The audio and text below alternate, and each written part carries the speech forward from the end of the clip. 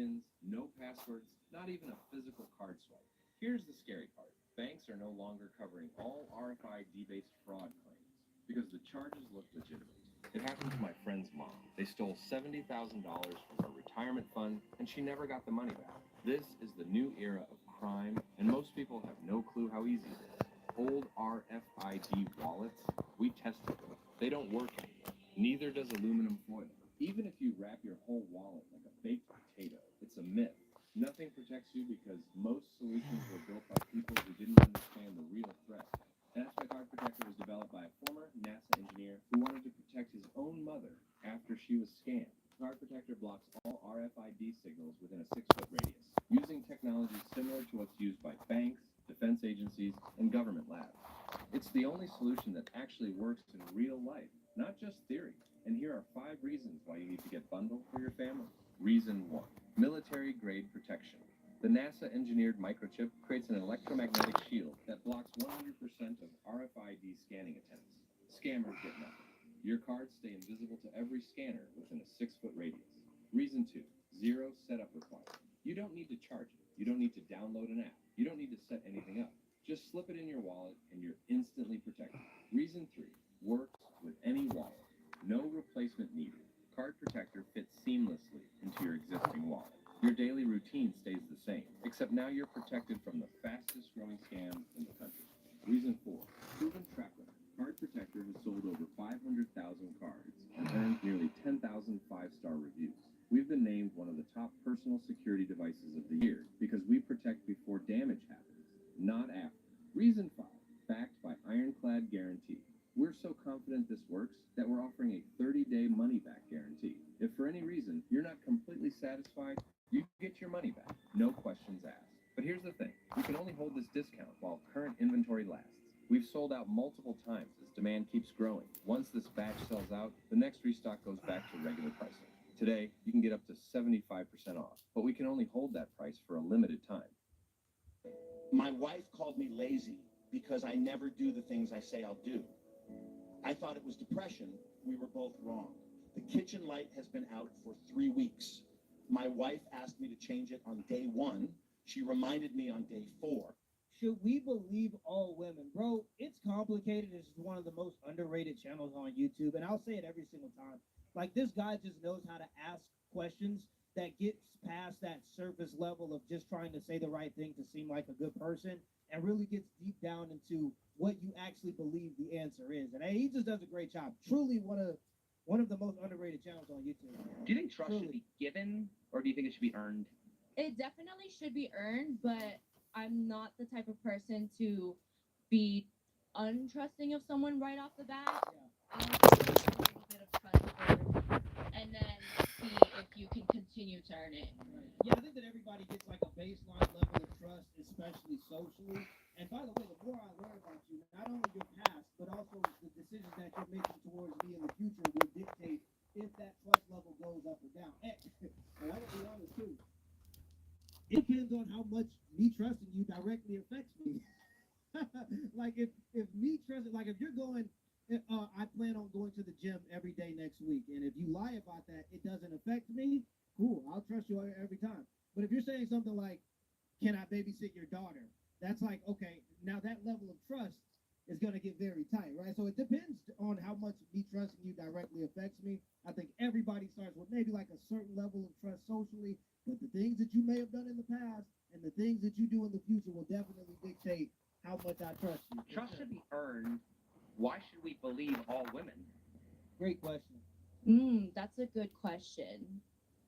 Definitely, I feel that women throughout the time of history and humanity have proven themselves with a role in society to be trusted. We take on a lot of responsibility in caring for our community, so that's where the trust comes from for women. Yeah, I wonder how she's going to justify that in the modern sense. Like when you're living in an era where there's obviously a death of community, and you can't really have community if you don't have people. And now we're at like a below replacement level birth rate. How do you justify the contributions to community to trust in the modern era? I wonder how she justify that.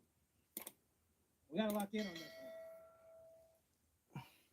one. Do you actually believe in innocent until proven guilty, or does that only apply until a woman makes an accusation? No, I always believe in innocent to proven guilty. I think everyone should get a fair investigation. I imagine the question is going towards women accusing men of sexual assault and sexual harassment. Is it innocent until proven guilty? Absolutely. How are you supposed to prove? Can we check the cameras? Can we get firsthand accounts? When people say believe women, does that mean believe them no matter what, or just take them seriously while still looking at the evidence? I believe it's to take them seriously. You know, I think we haven't been taken seriously for centuries, right? So I think you have to take them seriously. You look into the accusations that they're given, and then you can decide from there. I think it's just so unfortunate that she's saying that women weren't trusted in the past and it's not aging well. Because in the modern sense, with what's going on with the Me Too era stuff right now, I'm just telling you, as a man looking from the outside looking in and seeing all of these stories of false allegations, really, they're just proving why guys didn't trust him in the past. And if he's saying that makes you angry, take that up with the women that are being dishonest when they're in these situations, because they're the ones that's diluting the trust and making it so that when women have real grievances, nobody takes them serious. Because now it's just getting to the point where it doesn't matter where you are on the political spectrum. There are guys from all the way from the Myron Gaineses, the Freshman Fitz, and the Andrew Tates, whatever you believe about them politically, that's not what I'm getting into, all the way over to the Destinies, the Abbas and Preachers. There is just a point now where if you're at a certain level of status, there are women, it becomes incredibly dangerous to deal with women, because there are women who will date you, they will sleep with you, and act like there were no strings attached. But when they don't get the relationship or get whatever they thought that they were gonna get out of that situation, they get resentful, and if they can't take it to the police, they take it to the court of public opinion, and they try to slander you.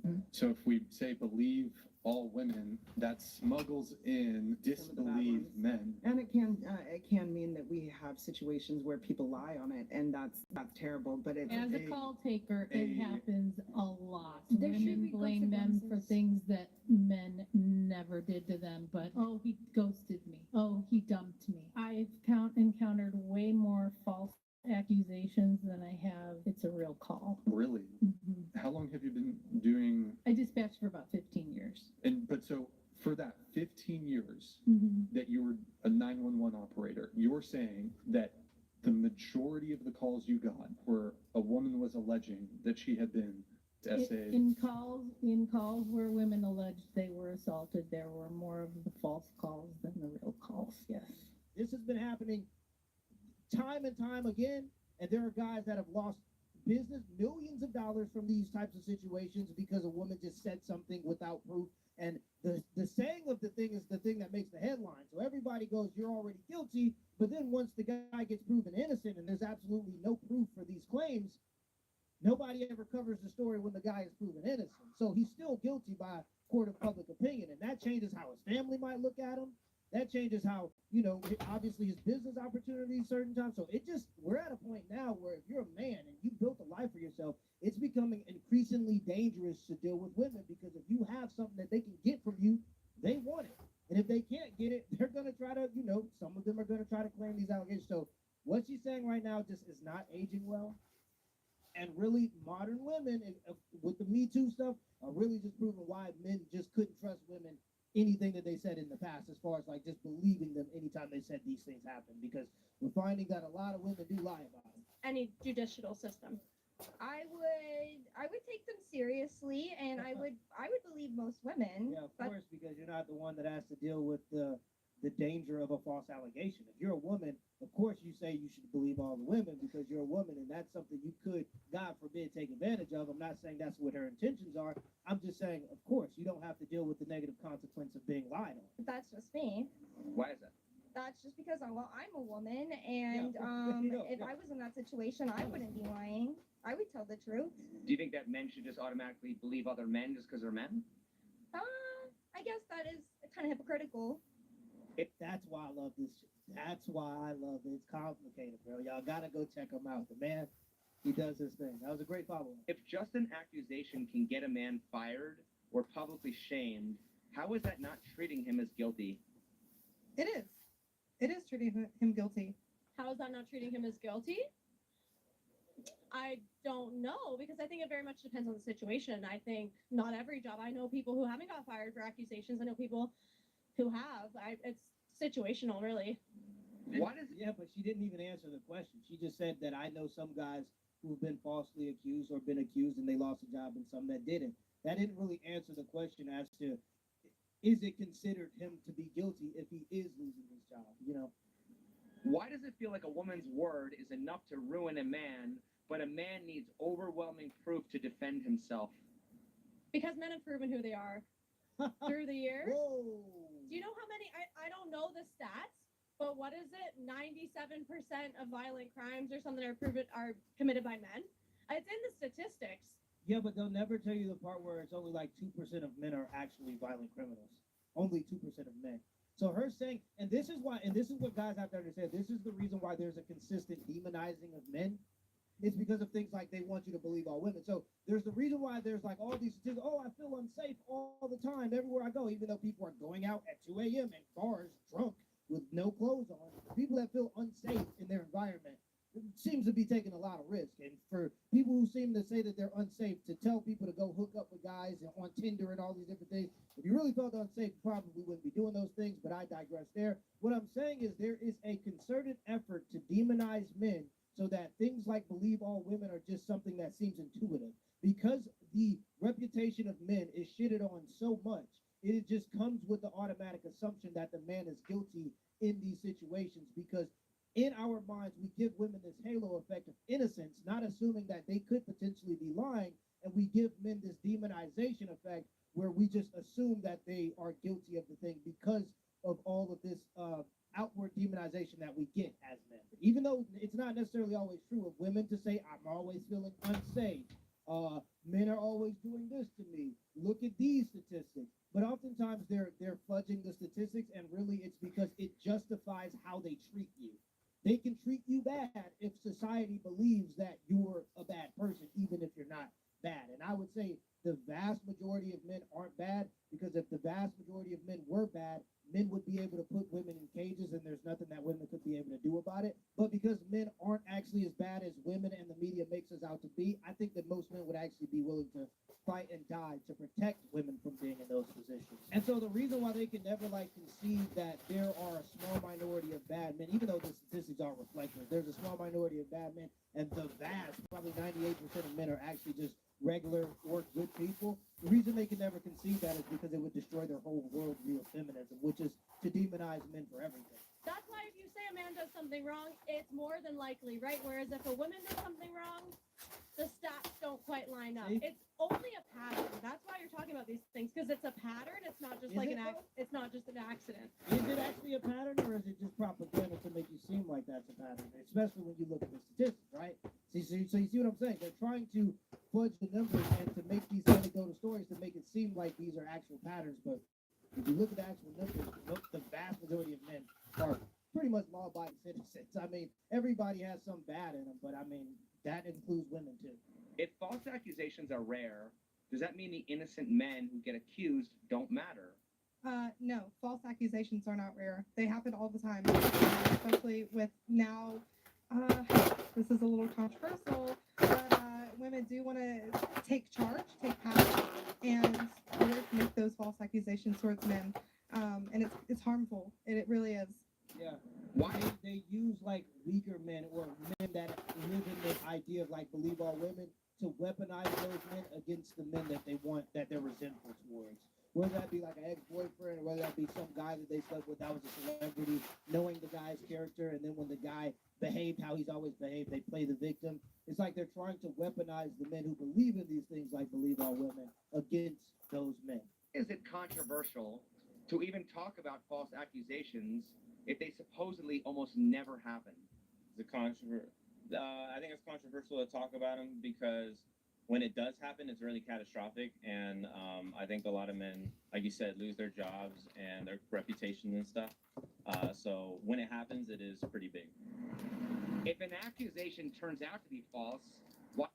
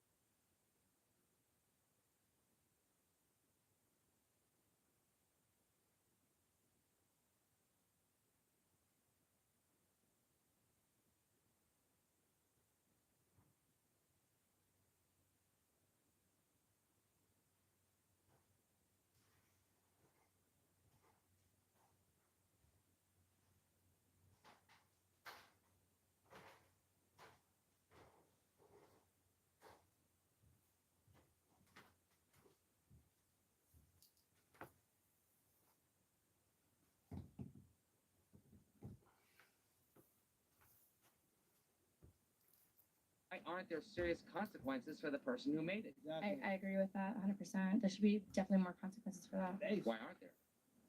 That's a good question. Isn't there like a court thing where, Nope. like, if you lie to the courts or something like that, you could be charged with that? Perjury. Yeah. Never happened. I don't know, and I think that should be a thing. I think that we're seeing a lot of women get away with making false accusations, and unfortunately, they're not facing consequences for the damage that they dealt. Why does it seem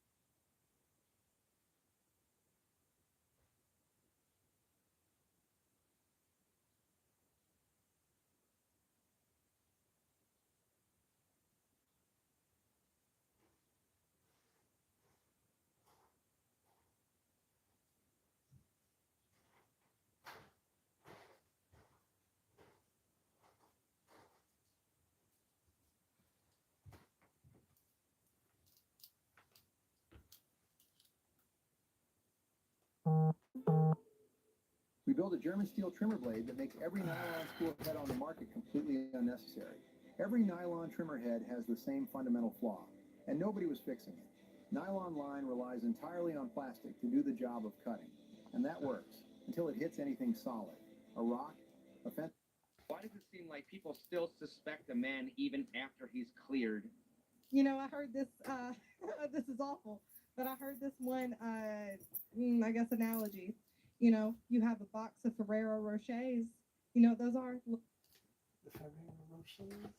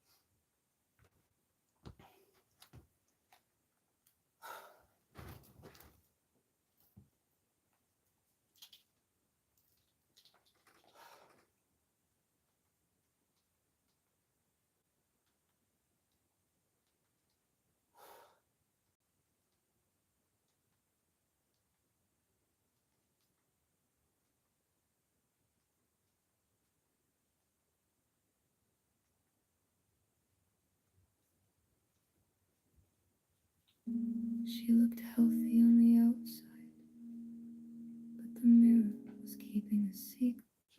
Those are little, it's like the hazelnut chocolate little like candy wrap things. Someone takes a Fire, shit by the way. and rolls it up in a ball and then wraps it up in the gold foil and puts it in the box. You'd be worried about every single one, wouldn't you? So same applies to, the saying like not all men. If a man says he feels uncomfortable around a woman, would you instantly assume she's guilty, or does that only work one way? I think it goes both ways, and like I said, you have to look at, kind of investigate and see any background factors. I think that it only really works one way, because men have the ability to use force to kind of get out of those situations. Usually, not all the time, but usually. So, like when it comes to somebody claiming that they're in danger, I think we have a natural instinct to more likely to believe the woman because they can't defend themselves as well. And I think that natural instinct, women weaponize that because they know it gives them a halo effect to be believed. They can weaponize that against men. And I think in the modern sense, women have been taught that it's okay and there is no punishment for weaponizing that. And that's why you're seeing so many people get away with it. I've said this many times. I personally believe that there should be a list.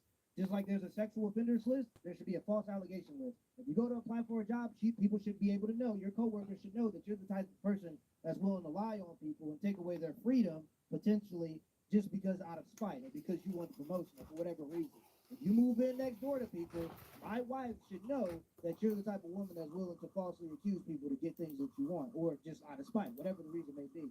So I am in favor of the list. I think that there should be a list. Hey guys, I wanted to briefly tell you about the Reaction Creator Academy Members Labs. Ever since I started posting reaction.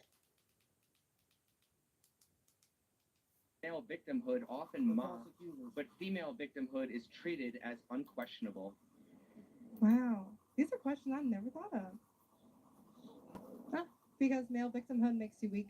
Men are just known to be stronger. Like if a It's brought new life to my channel. Let me show you guys right now. Let me switch the screen. As you can see, this is the last 28 days. And as soon as I started taking the Reaction Creator Academy course, I started to see a new birth. Right? If I go into the revenue tab, as you can see, right now, May is still going. I'm 7,000 up. So I highly recommend y'all get this course and y'all lock in. Male victimhood often mocked, but female victimhood is treated as unquestionable. Wow. These are questions I've never thought of. Huh? Because male victimhood makes you weak. Men are just known to be stronger. Like if a woman's trying to take advantage of them or something like that, they're able to like physically do, yeah. They don't have a fear, A lot of women have a fear for men. Men are very. Does a woman's fear of men automatically mean she's in danger? No. No. Never does. Why do so many people assume that?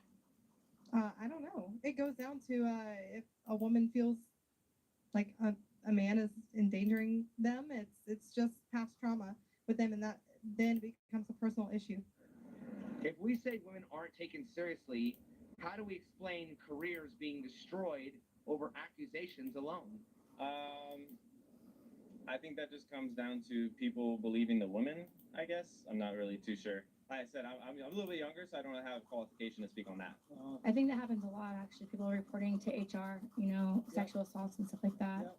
Just from, it could be a certain kind of look that, someone gave them, or an inappropriate conversation, that really isn't that abnormal to have anywhere, I do believe that happens a lot in the workplace. Yeah, but the problem is the individual gets to dictate what is considered to be inappropriate and for whom it is considered to be appropriate coming from. There are certain things that if a guy who is attractive says it, it won't be taken as inappropriate. It will be taken as a joke or flirty. But if a guy who they don't find attractive says it, they'll consider it to be like, this guy is like he's a threat. He's a threat that needs to be reported. Authorities seize him. Like with the show 50 Shades of Grey. If the guy wasn't like a tall, handsome millionaire and he was just like a janitor, it wouldn't be a love story. It would be like a horror film, right? So it's like, yeah, it just depends on who's saying it. So I think that that's part of the issue too. Should someone's personal feeling without proof be enough to cost another person their livelihood? Absolutely not. You need proof for anything, especially if it has a possibility of destroying somebody's life. So why does it often play out that way? I honestly have no clue. I feel like our justice system plays more into the hands of who's more convincing than who can provide the most proof. And look, there you look. She just beat the allegations. The septum theory was proven. She beat the allegations. Hotels.com is where you go to choose from hundreds of thousands of hotels and earn rewards on every stay. It's exactly what it sounds like. Unlike chicken fingers, which are not what they sound like. Hotels.com. It's all in the name. When it's time to scale your business, it's time for Shopify. Get everything you need to grow the way you want. Like, all the way. Stack more sales with the best converting checkout on the planet. Track your cha-chings from every channel, right in one spot. And turn real-time reporting into big-time opportunities. Take your business to a whole new level. Switch to Shopify. Start your free trial today.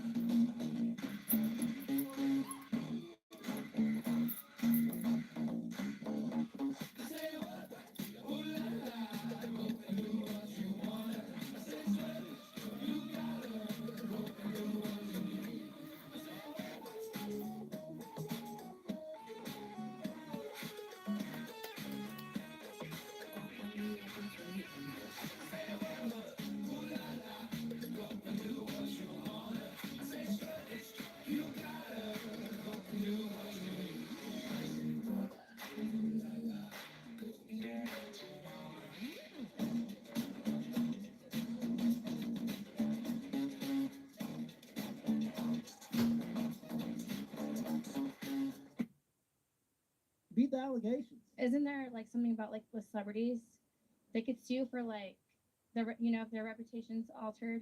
What's that called? Defamation. Yeah, defamation. I do think that that's becoming more of a thing today. Yeah, I do agree with that. Especially in the age of the internet, where before in the past, if you were a woman and you claimed these things happened to you, you was talking about Mr. Roger over here, but everybody in the community knew Mr. Roger. Mr. Roger goes to the community events. He's been around the kids all the time. It's never been an issue. He actually stayed at we stayed at his house one time or whatever. Like when the community was closer knit and those were the people you were making false allegations to, everybody could use their judgment of his character and decide if if he might be guilty of the thing or not.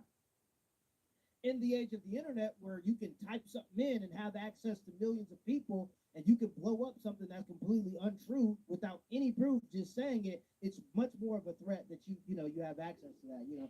The age of the internet levels this crime up to significantly more horrendous, where the effect of it is much harsher, right? The internet does that. I think there should be more, not just for celebrities, but like high-end people that are well known and business names and stuff like that. I do think that might become more of a thing in the future for sure. Are we protecting victims, or are we creating a culture where accusations themselves are weapons? Both. I believe both. Kind of like back in the day when people used to claim witches to be, oh, she's a witch, and then they're getting burned as a witch. I mean, how many people? In the age of the internet, where you can type something in and have access to millions of people, and you can blow up something that's completely untrue without any proof, just saying it, it's much more of a threat that you have access to that. The age of the internet levels this crime up to significantly more horrendous, where the effect of it is much harsher, right? The internet does that. I think there should be more, not just for celebrities, but high-end people that are well known and business names and stuff like that. I do think that might become more of a thing in the future for sure. Are we protecting victims, or are we creating a culture where accusations themselves are weapons? Both. I believe both. Kind of like back in the day when people used to claim witches to be, oh, she's a witch, and then they're getting burned as a witch. I mean, how many people probably died as a witch and really weren't a witch? You know what I mean? Just because they didn't like that person. They're trying to spite that person. Yeah, wasn't it like 11 women that happened to? Like they made it out to be like this huge thing, and it was like I could be wrong about that. I'm not sure, but I thought that the number, like they tried to make it seem like it was like a purge, or like some type of Holocaust or something, like where it was just hunting women down, but it really happened to like 11 women, or something like that. I don't know. Back it up because they know it's gonna work because they saw it working with someone else. You know what I mean? So I think people watch, and it's like a trial and error thing, and they You know, they see that happen to that person, so maybe do that to that person. I do think that's also a thing. If we reverse the genders in high-profile cases, would the public react the same way? No, they wouldn't, and that's really unfortunate. And that's a society thing. I think it's because of things that have happened to women that have gone media viral, and now here we are dealing with all the media viral stuff when all the other cases get pushed under the rug. Right. Has society overcorrected in trying to support victims to the point where the accused aren't treated fairly? Yes, I believe they are. I think it just comes down to just everyone just jumping onto someone that's accusing someone and just taking their side immediately without looking into any details. Because sometimes, like, what could you have for evidence other than the actual experience? Right. We all have experiences DNA. where we can't necessarily prove that happened. Yeah, you can have DNA. There's like things when it comes to like your timeline and how that worked out. Like with the situation with, I believe recently Stephon Diggs, he had this chef that has a BBL and she wanted a raise and he said no, and then all of a sudden he was slapping her and abusing her, but she had no proof of no marks, which if a man from the NFL is hitting you with the intention to harm you, you're gonna have some proof. She never reported it to the police, and in the timeline of her saying that this was happening, there was a video of her like twerking. So like she just completely fibbed it and made it all up just because she was resentful because he didn't give her a raise. And it's like, ma'am, he's giving you room and board already. You're living in his mansion, and you're getting $120,000 a year. You're fine. But she wanted more, and because she didn't get more, she tried to weaponize the court system against him. And thank God the timeline didn't match up, or people probably would have believed it. I mean, if someone like, let's say, And he lost opportunities too. He lost like he got dropped from a team. He got dropped from the Patriots, and he lost millions of dollars. And so like people will consider that to be a win to some degree, but it's like he has to pay all these lawyers still. And then he lost like a multi-million-dollar contract. So even a win in this situation for a man is still a massive loss. friend cheated on you or something like that, unless he like admits it or the other person involved, there's really not a way, you know, to really kind of know sometimes. Why is asking for evidence sometimes treated as an attack on women? Because women are guilty a lot of the times when that happens. Can you be more specific?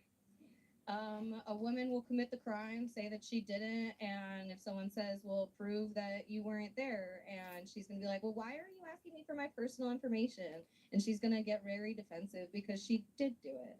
But then again, I think that's women, if you're asking for evidence, if you're not lying, you shouldn't feel guilty or attacked. You should be like, oh yeah, let me tell you more, you know?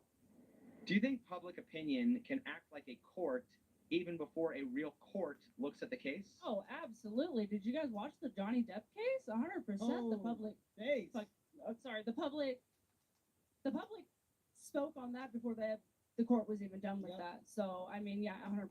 Okay, the septum piercing theory has been disproved 3 times. She got 2 septum piercings.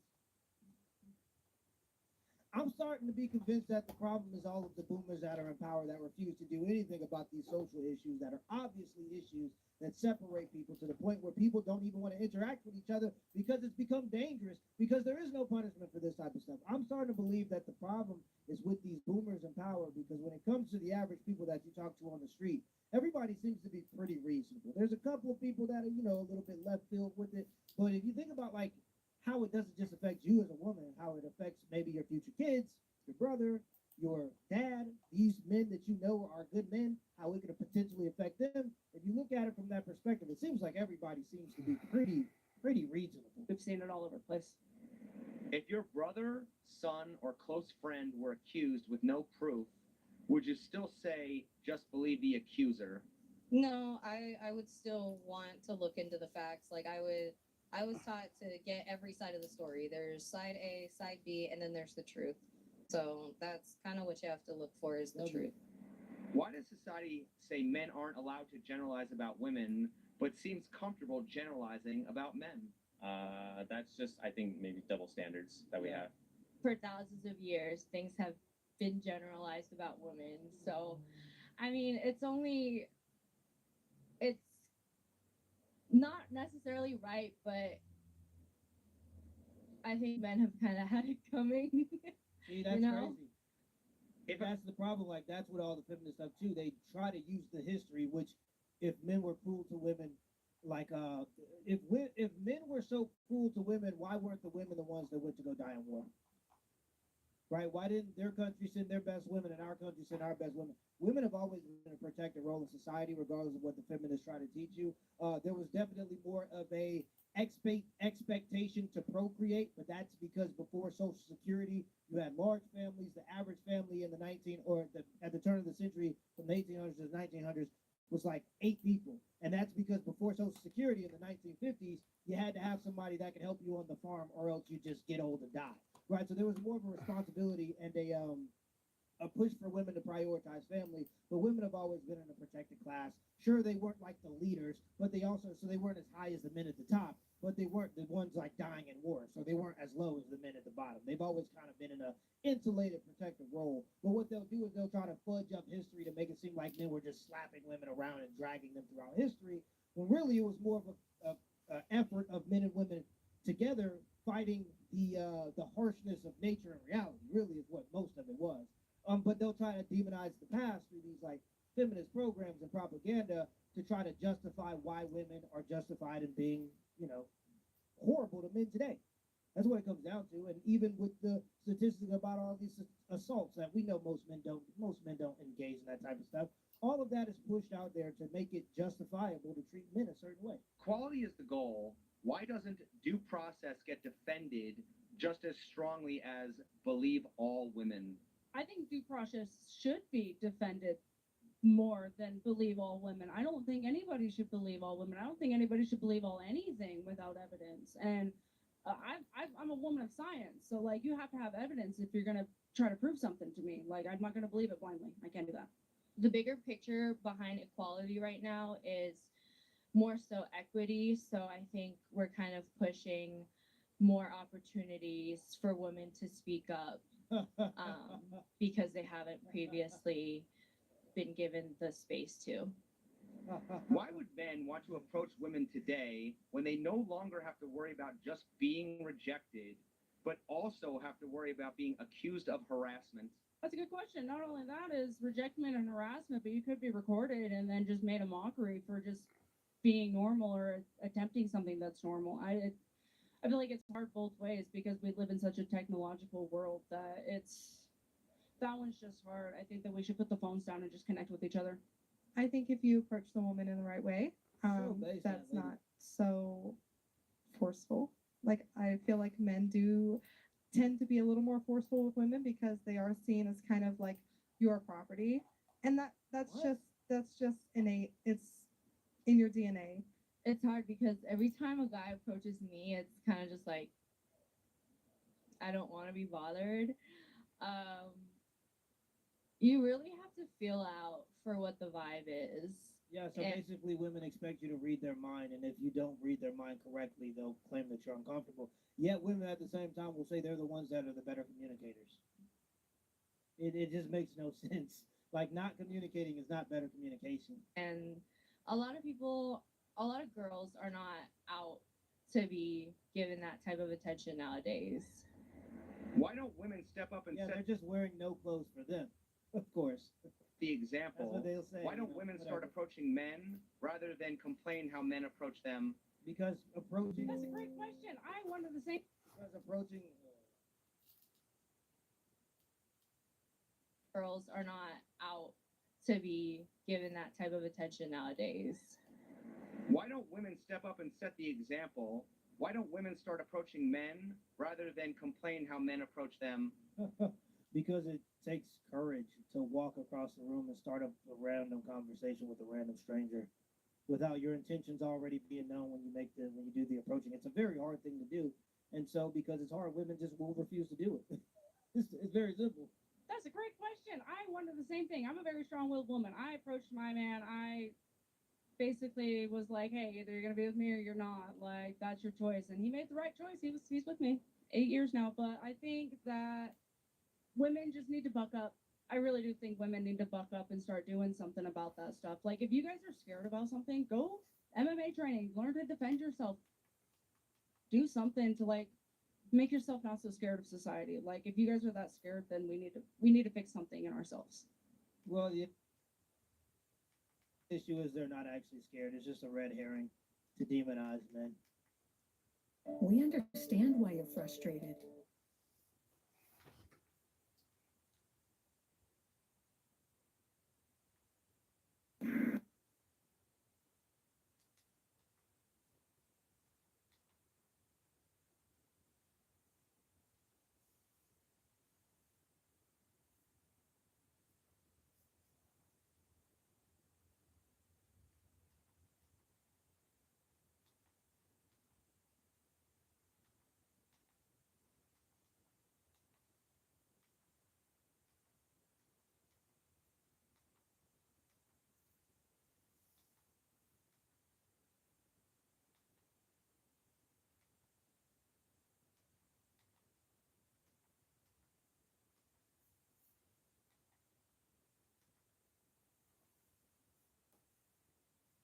Should this scratch repair cloth be illegal in the U.S.? Nobody believed the inventor Jake at first. Ladies and gentlemen, so I saw this picture that said Mary Kate and Ashley Olsen are now the Louis Vuitton faces right now. Is this really them? And I am not trying to be funny, because this ain't funny. What's going on? What happened? What happened? I mean, somebody let me know. I just need to know, because I'm not, this ain't cool. I like, some people look at it and like, oh man, look at them, they skinny, that, hey man, there might be some kind of disease going on, something happened, but it ain't funny. It's not funny at all. Don't laugh, because I got daughters. And if they sent me a picture, I'm just saying, if they sent me a picture of them and they looking like this, I'm like, I'm coming to see y'all. And I'm bringing some chicken. I'm bringing a sandwich. I'm bringing something. I'm bringing some fries. Something with some fat on it. Something. I'm bringing a doctor's appointment. I need to see y'all my chart now.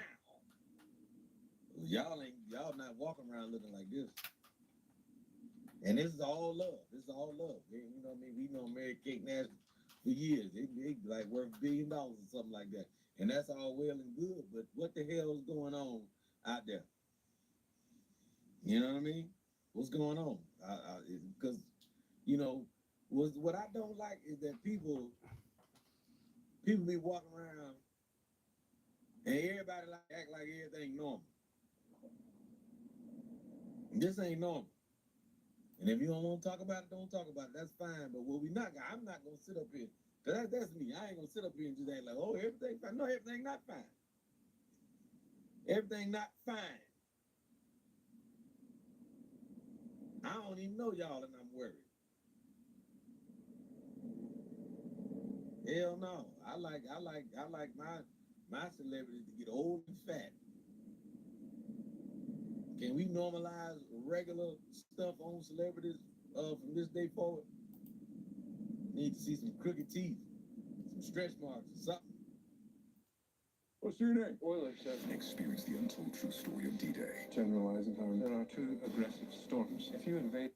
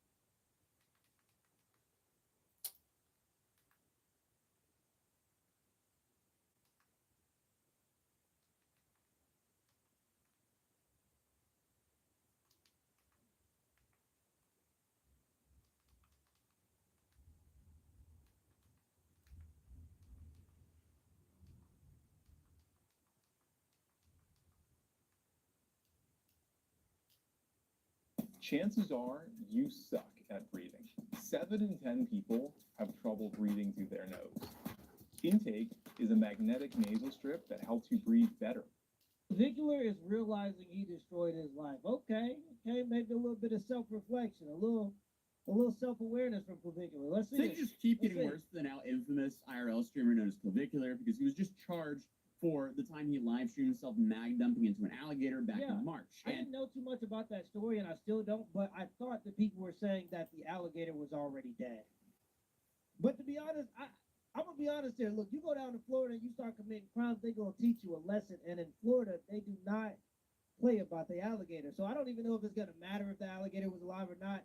Somebody might just be out to teach them a lesson. So I don't know. Florida don't play about their gator stuff. It's just like one of multiple legal battles that he's currently facing right now. And despite settling on one of these charges, he's still so far from being in the clear. And honestly, we've been watching this very slow train wreck for a while now, but for each day that goes by, it seems like the train is slowly speeding up towards its inevitable collision. Right. Because at this point, the dude has made his life infinitely harder than what it has to be. Right. Because in addition to being banned on YouTube, he's also still has an ongoing civil lawsuit over. Oh, that's insane. He's only been popular for like 360, one lap around the sun this guy's been popular for, and he's already got so much stuff going on in his life because of the stuff he's doing on the live streams. It's like, brother, just slow down. You don't have to ban Max. Alleged battery and fraud, a possible, county battery case now due to the fight allegations, and now on top of everything, the alleged reckless firearm discharge where he mag dumped into an alligator. We have to say alleged because it hasn't been proven in a court of law, but unfortunately for Clavicular,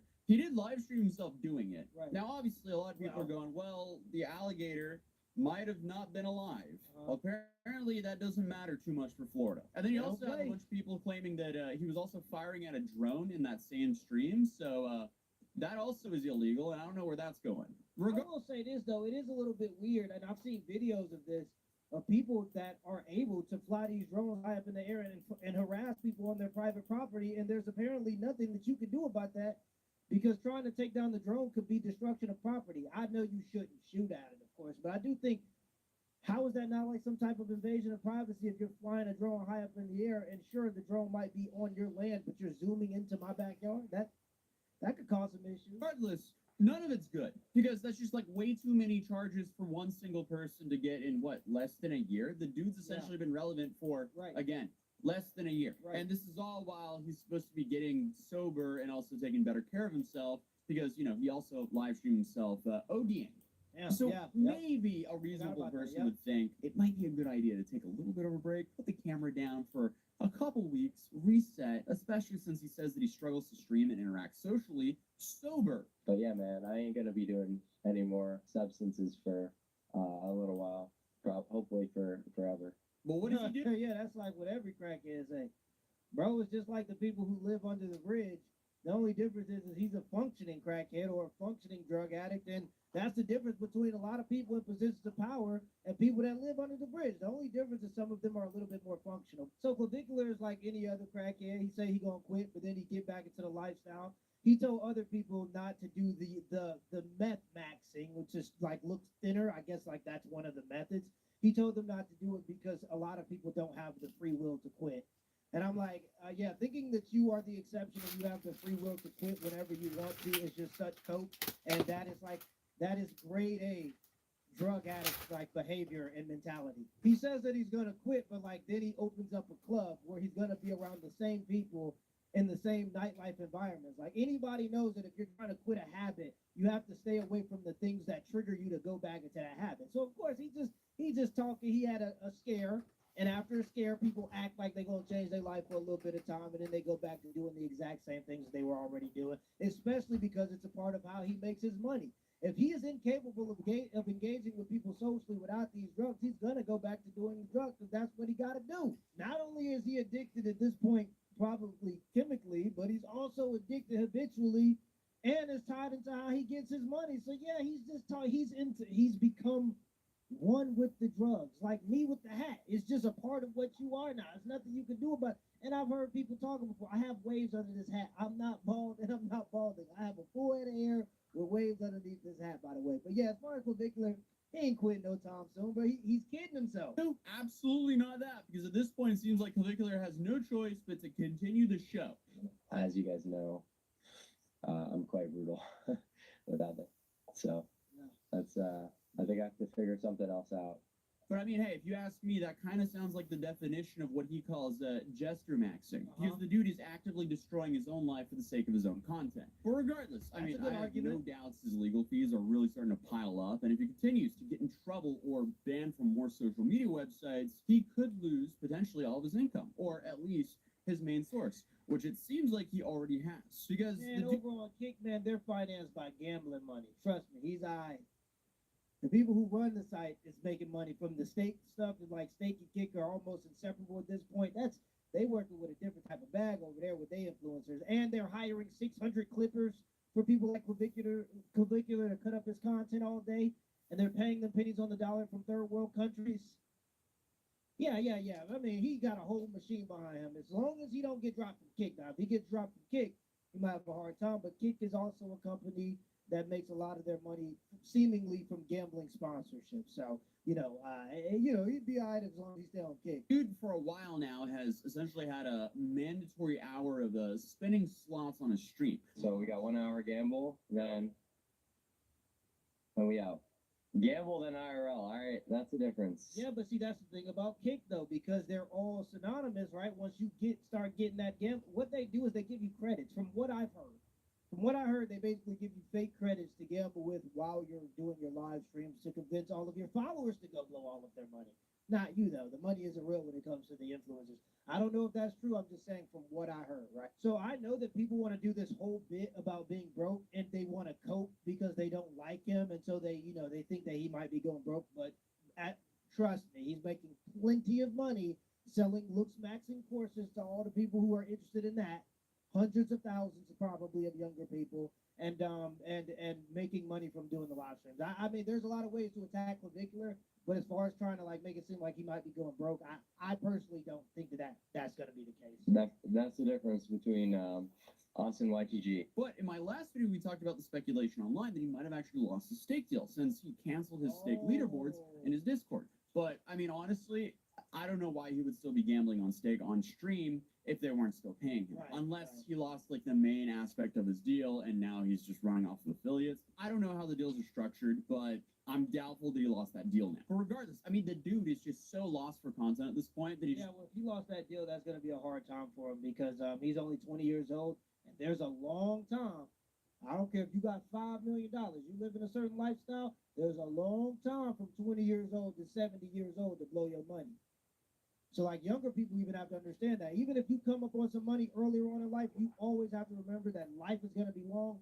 If you're 40 and you got $5 million, that's different because you might live another 40, 30 years. That's not as long as the 50 years or the potentially 60 years when you're younger. So having money later in life, you can even be more frivolous because you have less time to spend it, is what I'm saying. When you start off that early in life, you damn near, even if you come up on a lot of money, still have to be very particular and vigilant about how you spend every dollar because you never know what's going to happen over the course of 60 years. So if he lost that Kick deal, now we're talking about something different. Wants his fans to come up with ideas for him while he gets facials and recycles the very tired format of bringing on random dudes to his live stream to, I guess, dehumanize or speed date OF girls. What is this? This is very you do know who you're speaking to right now, innit? I feel like you don't know who you're speaking to. I'm speaking to an. I know exactly who I'm speaking to. What are you talking about? I know, he knows you. All of them in there have to you or thought about to you at some point. We know who we're talking to. Hey, don't disrespect me. I've not sipped that well. I feel like we both this into existence. She's here right now, innit? Something had to happen. You're much better in person. What? You're much better in person. Better? Yeah. See? When I did this video, y'all go check it out. This video was hilarious. I covered the whole clip of this guy. This guy was supposedly her #1 donor, and she was surprised because he came to meet her in person. And she was just, it's a funny video. But either way, I said in that video, he said fatter. And the people were trying to say that he was saying batter. He just has a speech impediment. And she just repeated fatter, and she said, really? And so, yeah, I was right. Well, gotta charge it back. What kind of things are you into? I don't really want to talk to you after you said that. That was so mean. But he gets a pass. Like, he's giving you, like, millions, right? Yep. Mm-hmm. It seems like the format is like they just bring up a dude, they sit him there next to an OF girl, and the OF girl rejects him, and they're like, "Why would you reject him?" And then they're like, "Yeah, because he's a normal dude."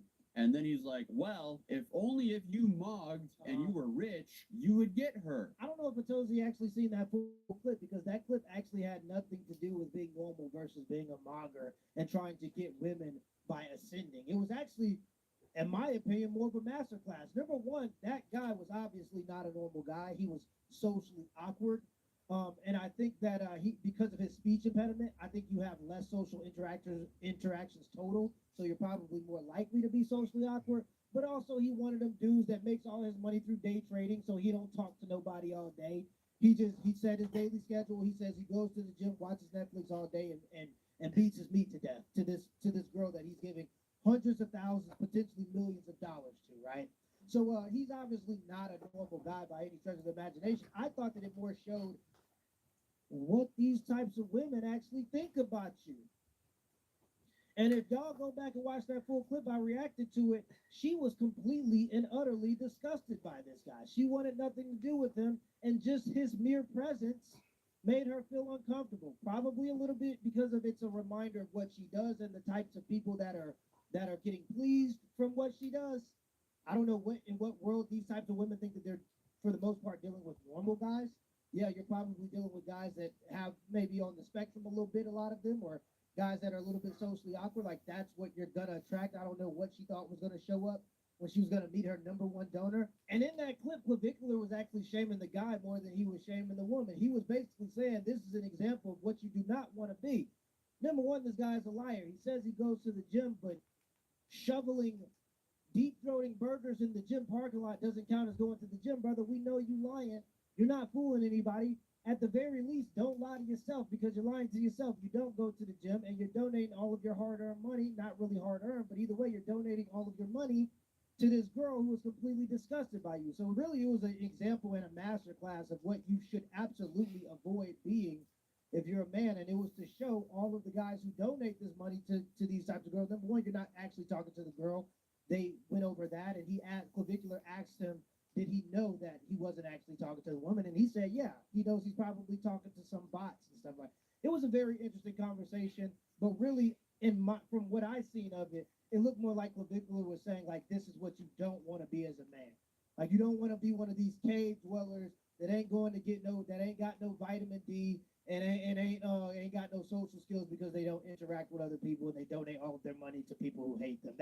That's what it seemed more like to me. Yeah, he's done that so many times now that even his own viewers and his chat have started to become pretty disenchanted with how short and flat out boring his streams feel. But I guess right now he's probably a little bit more worried about if he's going to be spending time behind bars than his hair or jawline. But even though we covered him like a week ago when it became public knowledge that he had a civil lawsuit brought against him, allegedly for battery and fraud, believe it or not, there's more. Because today we're talking about an even newer legal problem that's arisen for Clap. You know, the one that we all predicted as soon as the clip came out, because everyone saw that was a terrible idea. So obviously, as many people expected, he was officially charged for his unlawful discharge of a firearm at the Wildlife Sanctuary on March 26th. And if you didn't know, alligator fishing is extremely regulated. And how would I know that? Well, I have a southern grandpa, and I do go down to the south quite often to go fishing. I was actually fishing there yesterday. I just flew back home today. But yesterday, I was actually out in Lake Eufaula, and I caught a few catfish. Look, here's a catfish I caught yesterday. It was kind of cool. Caught it off of a pole on a boat. Did we see a whole bunch of alligators? You bet. Did we mess with any alligators? Absolutely not. Because if you want to hunt alligators in Florida, Georgia, or Alabama, it's not easy because you have to do it through a public draw. It's highly regulated, and they actually have a lottery-based system just to be able to actually hunt alligators. So according to the Florida Fish and Wildlife Conservation, every year about 6,000 alligator harvest permits are issued through 3 random drawings and a final leftover face if needed. And I would go out on a limb and say it's pretty safe to say that Clavicular didn't go through one of those lotteries and win that. Now, a lot of people are arguing grieving. Oh, but the gator, it could have not been alive. Apparently that doesn't matter too much. So regardless, I guess when the Florida Wildlife Commission tweeted they were actually looking into it, they were really looking into it. Because if you remember in statements made by Clavicular's lawyers, they kind of try to like pass the blame off to the guides he was with, saying they told him it was fine to do it, as if that makes him exempt from any consequences. Right. But the two other men there were also charged in this, so I bet they're very happy that he live streamed this to the world. Because I feel like, unfortunately, if he didn't live stream this, no one would have known about it. Two other people that were with him, including fellow kick streamer Cuban Tarzan, are also being hit with the same charge. But he also live streamed his very questionable technique with a firearm. I don't know why you would ever close your eyes when firing one, but hey, I was about to be like, whatever floats your boat, but no, please don't do that. But speaking of legalities, under Florida law, illegally discharging a firearm in public can lead to imprisonment of less than 1 year and $1,000 fine. So that's what Clavicular is currently looking at, it seems, since according to court documents, his only current charge is a misdemeanor discharging a firearm in public. And of course, we'll have to wait until the scheduled arraignment at the 20th to find out exactly what the official charges are, you know, like if they decide to add anything after reviewing evidence, like the hours upon hours of content that he live streamed that day. And then I guess we'll also find out if he pleads guilty or not. Something tells me, though, he's probably going to fight this, so it'll be interesting to see what happens. Right. Dude will probably be fighting this tooth and nail, or veneer and acrylic, as the Looksmaxers might be doing. Anything to save himself from the jail time, because if he goes to jail, that's going to be really bad for business, because obviously, he live streams for money. If the live stream is off, he stops making money, especially after the YouTube ban. So anything that keeps him from live streaming is extremely bad for his career. Right. And then, of course, speaking of distractions from live streaming, all of this also comes immediately after he was hit with that civil lawsuit that I covered just a week ago. And that was filed by the female Looksmaxer, Alexandra Mendoza, at the end of April. And I'm not going to go through all the details again, but in short, it does not look good for him. Because again, his main problem is he live streamed himself doing half of what she's alleging. So, that's going to be really hard to fight in court. But we'll see, man. It's a lot of false allegations with the ladies nowadays. I'll wait for that to be over before I, do a full breakdown of it. I did cover it. I think he mentioned it in another video talking about Clavicular, where it seemed questionable to me. To me, it seemed like she kept returning. You start claiming abuse, but then you keep going back to I don't know, man. I don't know. I've become what the public would like to call a victim blamer, because I ask questions now. We've gotten to the point in our culture where you can no longer take it as somebody's just word of mouth on if somebody's guilty with these types of things. So we'll see. Possibly even more sad than I guess the legal stuff for Clavicular is just the private falling outs that have been reportedly happening left and right because of his antics. His own family is now pretty much snubbing him. His PR rep quit, and at this point, a lot of his viewers are starting to get really fed up with him. So I mean, do you know how bad it has to be for your PR rep to quit? Your public relations guy gets paid to deal with your public relations, and he said that this is so bad, I won't even take your money to deal with you anymore. you gotta be doing some crazy. And by the way, bro, all the information I get about Clavicular comes from these types of videos, and nobody ever covers the fact that this man was walking around in public spamming the N-word. And like there's this idea now where like there are people trying to defend it by trying to act like this is like some beacon of like free speech or something like that. And it's like I'll say this. I understand that people have internet brain, right? I understand that Clavicular is socially awkward. He's grown up on the internet. He admits that before this internet fame, he didn't really have much, or people didn't really care about him. So he probably don't know how real people act in social interactions. But when it comes to the real world, this is not the internet. Going around spamming. What was the Johnny Somali guy? Weren't people upset that he was in Japan saying stuff about Hiroshima and Nagasaki? Saying inflammatory things that he knew would offend these people and get a response from it on purpose? Wasn't that the whole reason why people didn't like the Johnny Somali guy? So why do people try to defend somebody? Brother, this is not the internet. I have disagreements, and I may say things within the comfort of my own home, but when I go out and meet people in public, I treat people with the baseline of respect, because that's how people operate in the real world. This is not the internet. You can get away with saying certain things on the internet, then in the real world, you just socially, that's not how you're supposed to behave, even if you have disagreements with people. You meet with the baseline of respect, and then if those lines get crossed, disrespect escalates, and then between two men, when things get so disrespectful that we can't come to any kind of diplomatic solutions, we throw the fisticuffs. So if something like that happens, you can't really, it is what it is. But don't try to act like he was doing it for some beacon of free speech. You're doing it to be inflammatory, to get views online. And I understand that, but that's not how people interact when it comes to real life. And when it comes to levels of disrespect in real life, sometimes men, that's what they do when it comes to disrespect. They throw the fisticuffs. So yeah, I just never in these videos do they ever cover that fact. So I didn't really know until very recently. I seen a clip of that. I'm like, so why you being that desperate for attention, bro? Just do your thing. Just do your thing. He's been forced to, I guess, scrape the bottom of the barrel, but we all know that even the shocking OF speed dating content does get old. Viewers want more, but I'm not sure if he has anything else to give right now. Because it seems like it's a little bit risky for him to IRL stream right now, as he just keeps on getting more and more charges. But we'll find out a whole lot more information on the 20th, so I'll keep tabs on that. And yes, there was some news, and I was in Norway celebrating the 17th of May while it all dropped, so I held this video back for a couple days so I could make this little add-on segment. Man, I like that Atozi actually has a real life outside of content. Like, that's one thing. Like, there are some people that are genuine cave dwellers. Like, all they do is sit in the house and make. I love when people have a life outside of making content. But the other day, Clavicular and his friend, they went to court and they settled and actually got probation for half a year, which honestly is pretty much the best case scenario for Clavicular. Right. As I even said in my last video on him, the dude has a whole bunch of money to spend on some really good attorneys, and clearly he did so. But he's also undefeated, and it proves more of what he says is to be true. And that's why I agree with his diagnostic. He shows the world what the world actually values. That's what I can at the very least respect about him, and that's what gravitates a lot of young people to him, because for a long time, young men were taught that if they just behave the right way, then they'd be treated well. But it turns out if you prioritize your looks, people will give you the benefit of the doubt to the point where you can say whatever you want to the women that you're dating and they're still going to like you. You could do certain things socially and still be accepted and people will still care about you. So to me, it just seems like more of the same when it comes to proving his point about looking good being a absolute weapon when it comes to society, and people in society don't like that because it holds up a mirror to what society actually values.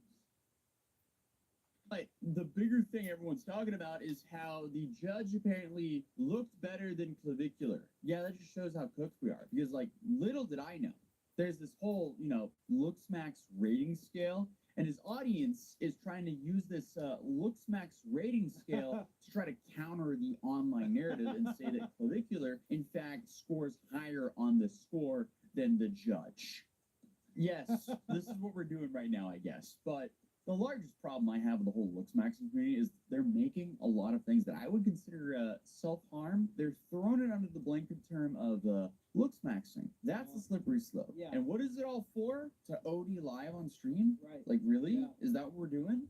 To get attention from a bunch of women that they themselves claim are shallow and vain? Right. Unfortunately, though, that's exactly what these lead influencers in this community are. At the end of the day, I just don't see the risk to reward here. Putting all of these very questionable substances in your body, all in the goal to ascend, or whatever they call it. When have you ascended enough? That's the real question. Because if you are constantly going out of your way to continuously look better, well, the question is, what looks better? Well, that's arbitrary. And that's the slippery slope. That's how you get into the territory of, the pump it guys. Actually, they're called the Bogendorf twins. Yeah. Damn. That's how you get into this territory. And then on top of that, like, what do they do after they ascend? Only chase pleasures? Again, that's a slippery slope, I because get it, yeah. that's how you OD on stream. But, like, what shocked me about the whole narrative around Clavicular overdosing when the whole Looksmaxing community was the whole, oh, well, if he passed away, at least he passed away mogging. What? Excuse me. That would be a tragedy and would absolutely not be worth it whatsoever. I'm just kind of shocked about the whole, like, idiocracy around all of this, because if Clavicular existed, 15 to 20 years ago, he would just be this bizarre character on Jersey Shore. Yeah. But now, he's selling a course, and he's actually a role model to the younger generation, which is, honestly, pretty alarming. But I mean, regardless, Clavicular has been famous for something like 6 months and has already gotten into this much trouble. So the odds are really not in his favor when it comes to not violating that probation. Yeah, all this stuff just reminds me of like a crumbling society. It's just like real mouse utopia type stuff.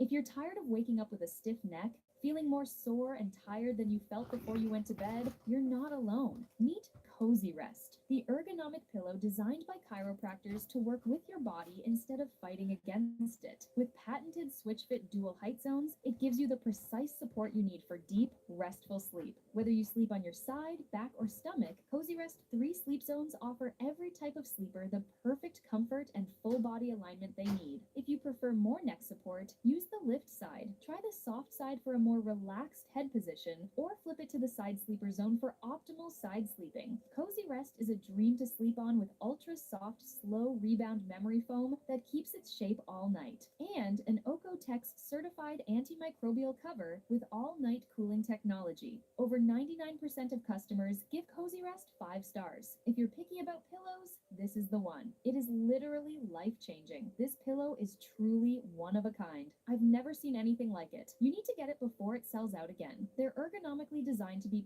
perfect for your neck in any sleep position. They're so soft. They're made of memory foam. They're cooling. You're gonna love this. Stop settling for good enough sleep. Try Cozy Rest for 90 nights risk-free and start enjoying the best sleep you've had in years. Watch what nuts do to our body.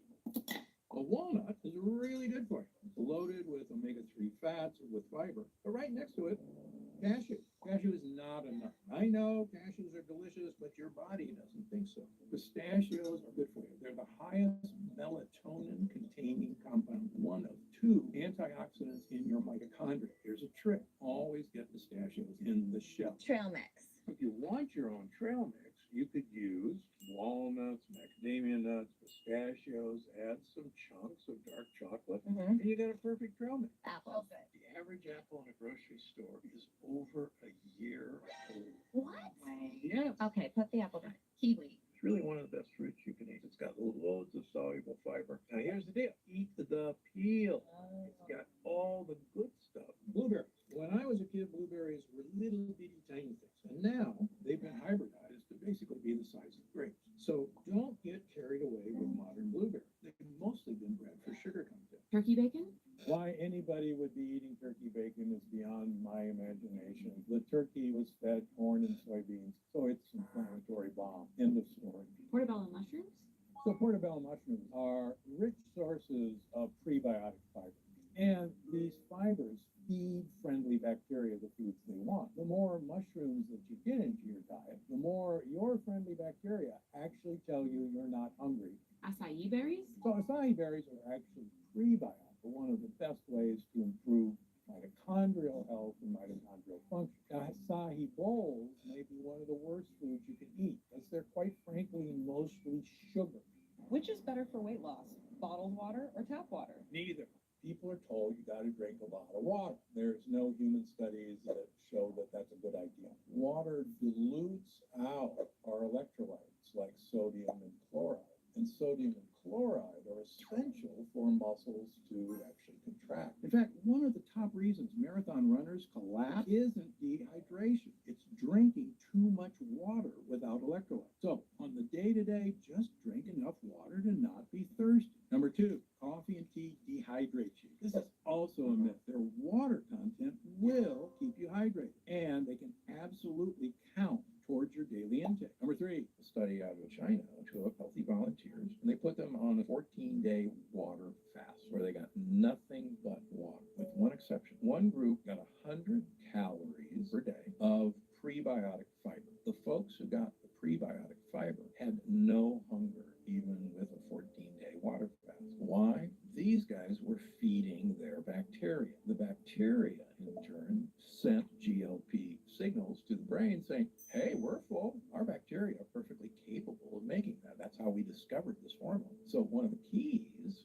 for weight loss is you want to feed bacteria. It's remarkable how much this works. A lot of my patients are just addicted to it. Does drinking water make you lose weight or gain it? The answer is pretty shocking. It turns out much of the water we buy in stores could actually be contributing to weight gain, common digestive issues, and even joint discomfort. However, there is one specific type of water I've seen people switch to that can absolutely transform their health for the better. And yes, drinking this kind of water can actually help you burn fat, sometimes dramatically. Now, people don't think this is possible from water, But I can tell you as a doctor who has not only helped thousands of people regain their health, but also as someone who has experienced it myself. And when I show you these results, you are going to be amazed. Let's start with this chart. This orange line is obesity in America. As you can see, it started skyrocketing in the 1980s and 90s and has been steadily increasing ever since. And what's the blue line that also shot up at the same time and seems to match the obesity rate almost exactly? Is it fast food consumption? Lack of exercise? Nope. It's the production of plastic. If I told you how many microplastics you have in your body right now, you would be shocked. According to one study, people living in the 1920s would have had zero plastic in their bodies, while today research suggests the average person has the equivalent of one plastic spoon worth of microplastics just in their brain alone. Now, here's the problem. When you drink microplastics smaller than 20 micrometers, these tiny jagged particles can penetrate almost any cell membrane in your body. Dozens of studies show they may damage your cells and affect your metabolism. In fact, the NIH recently stated accumulation of microplastics in the liver and kidney has also been shown to boost the growth and accumulation of fat cells. All of this directly affects body weight. In fact, scientists literally refer to these microplastics as obesogens. They also contribute to immune health issues, issues with insulin, even heart health. They even are affecting our digestive health, meaning they could play a role in the increasing amounts of bloating, occasional constipation, unhealthy food cravings, and other digestive issues I've seen skyrocket in my practice over the years. This is why I say most water sold in stores is actually making people gain weight. It's not just the water, it's the bottles. And it's getting worse, not better. In fact, a recent study suggests levels of microplastics in our brain have gone up 50% just in the last 8 years. Now, here's the thing. Obviously, I suggest everyone use as few plastic containers as possible to help keep these microplastics out of your body. But here's the truth about all those influencers who say, just drink more water to lose weight. Take it from a doctor with over 40 years of experience. Just drinking tap water from a glass isn't going to make you lose a ton of weight. So how did all these people lose weight, get tons more energy, even improve their mental function, and get better sleep just from drinking water? Take a look at this glass and you'll see part of the reason. Now look, if you know anything about me, you know I'm one of the world's top experts on gut health. Getting my gut health under control is a huge part of how I lost 70 pounds and have kept the weight off for over 25 years. I've written 4 New York Times bestsellers on how gut health affects our weight, our energy, our mood, our joints, even our skin and hair. But until last year, nobody, not even me, knew that certain types of water could boost the #1 most important aspect of gut health. Here's the secret we've just discovered. Our gut health is dependent on good bacteria called probiotics. This is something you may already know. And if you have the right probiotics in your digestive tract and you feed them right, they excrete a very powerful compound called butyrate. Butyrate is like the repairman of your gut. In your digestive tract, butyrate helps strengthen the cells in your gut lining. So if the walls have holes or leaks, butyrate comes by like a repairman and helps your cells patch up the holes. Butyrate also helps produce legendary ketones in the liver, which is not only great for liver health, it's an important aspect of many diets. And recent studies have now shown that when animals exercise, one of the main things they produce is, you guessed it, butyrate in the gut. Weight loss, more energy, reduced unhealthy food cravings, liver health, brain health, better sleep, saying goodbye to bloating, occasional constipation, and other digestive discomfort. I can tell you both as a doctor and my own patient, I now consider butyrate to be one of, if not the most important health boosters in the human body. Now, what do we need to make butyrate in our bodies? For years, we thought this all came down to eating one type of food, fiber.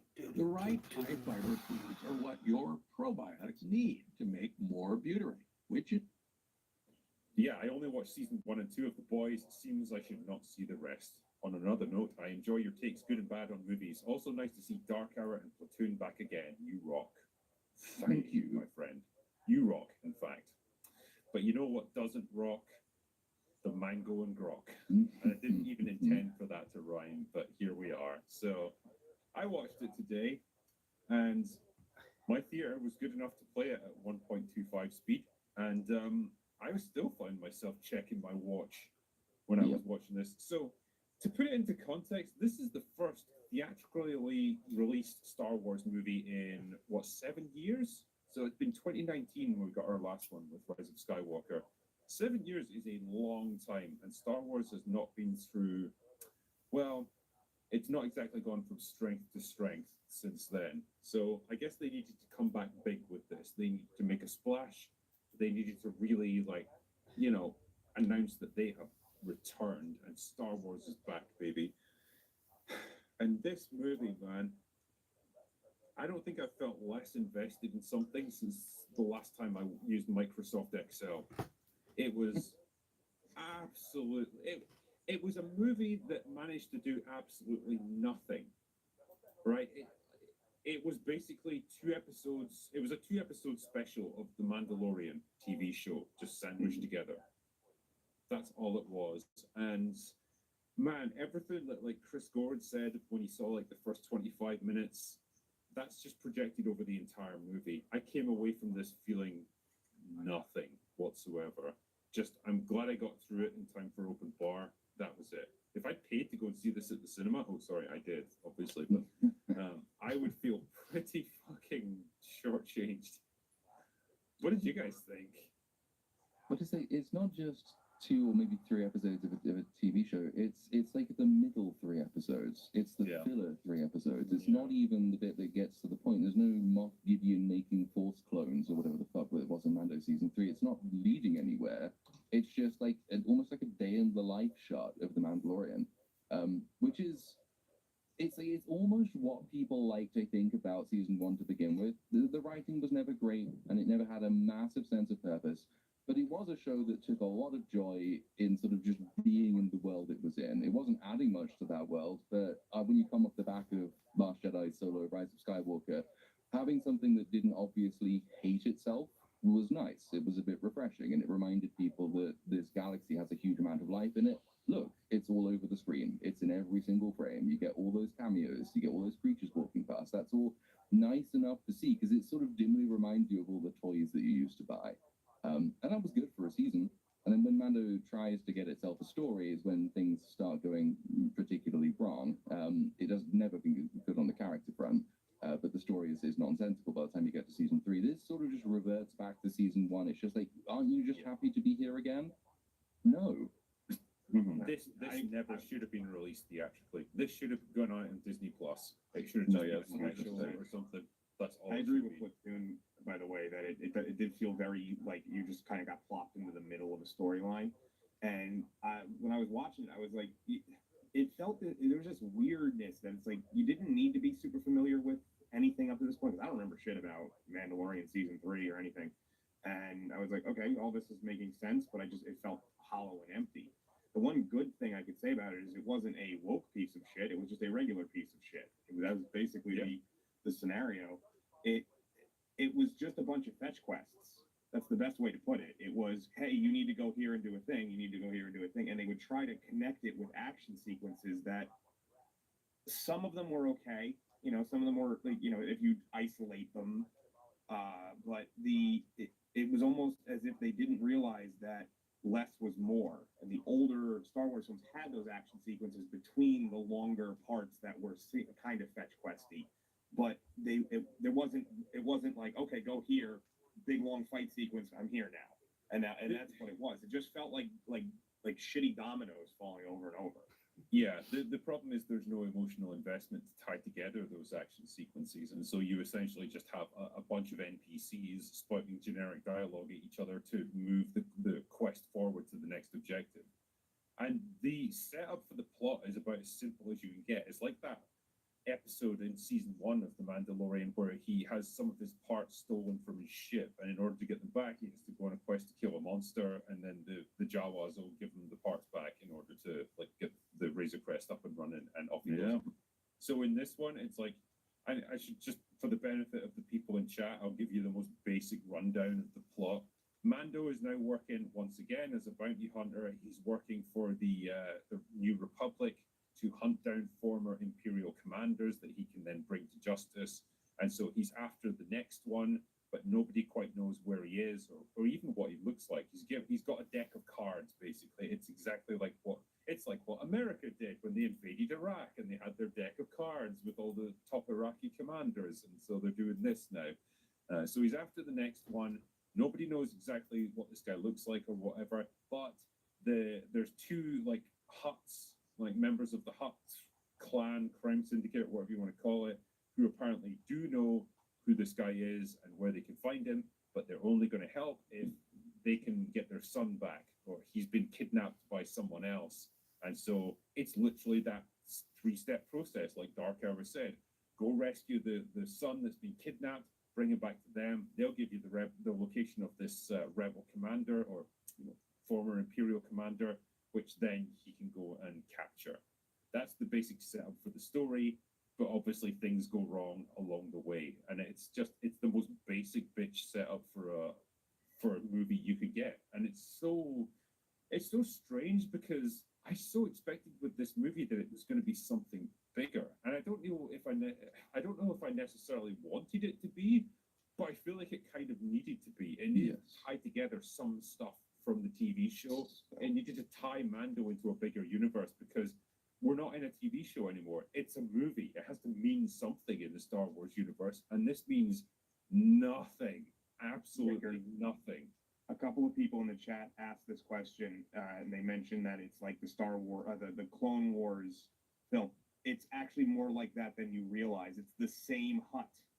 It's Rhoda the Hutt. It's the same one from that pilot movie. They even show a picture, like the hologram that pops up is him from the Clone Wars movie.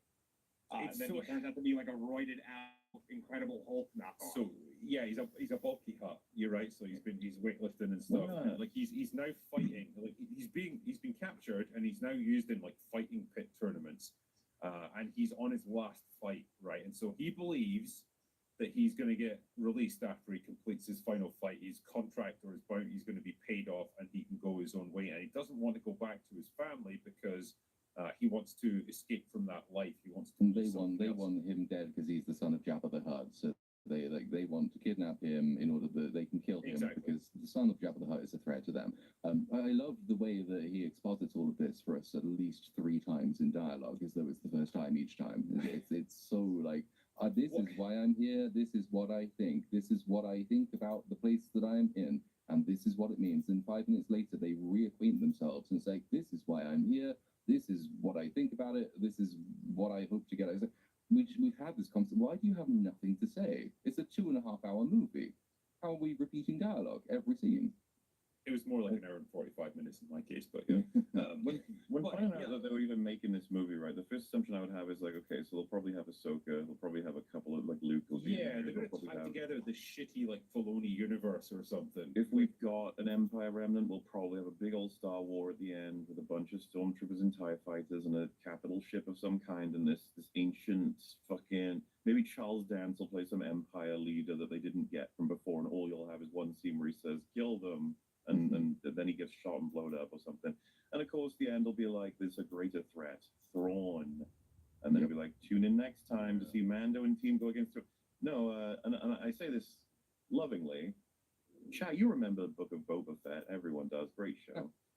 The villain of Mando and Grogu, the movie, the next movie in the Star Wars saga, is the 2 Hutts in one of those episodes of that show. They are the final boss. The moment Mueller mentioned like Book of Boba Fett, Dark Hour just took a fucking shot. That was not intentional. It's like, fuck it, it's my only way out. And there isn't any real major key jangling. There's a bit, or whatever, but nowhere near what I would have expected them to do. And honestly, as a person who's invested in good storytelling, I'm just like, lol. But then if I were on like the board or the pencil pushing sort of fucking bean counting people, I'd be like, what are you doing? This movie's not gonna make any money. This is the weird thing where it's almost like I would advocate almost for key jangling in this case, because if you can get rid of key jangling and we're not going to have any callbacks really to previous events or the movies or anything like that, but you've got to replace that with something, and it doesn't. There's literally nothing to fill that void. This is just a nothing burger of a movie. It is, it is astounding how little soul there is to this, and how little meaning there is to it. But there was actually some really stupid key jangling. So when they do announce that his next fight is his last, and then he's gonna die, it's a Dejaric fight, which is the name of the board game from the Millennium Falcon. You remember the chess? Didn't even have the If you look, all of the creatures were from the board game, and some of them did same exact motions of picking up and throwing. And all that. So it was But that's the sort of like totally irrelevant key jangling in a sense. It's like, remember this thing? It's it's not story key jangling. It's not like Skywalker, you know. No, and it's not any kind of like setup key jangling. It's not want it. No, there's also no characters in this movie, right? The Hutts are nothing. They're just like a nothing. They're just like generic evil guys who just want to like take over the crime syndicate. Mando has no personality whatsoever. That's his like almost defining trait. Grogu has nothing because he's just a stupid baby that can't talk. Sigourney Weaver doesn't give a fuck in this movie. Christ, She barely got out of her chair for half the scenes. And it's so like what is left? There's like another bounty hunter who's like a kind of boss character for Mando to fight. No personality, don't know anything about him. Just he's just there. He's just a guy who he fights.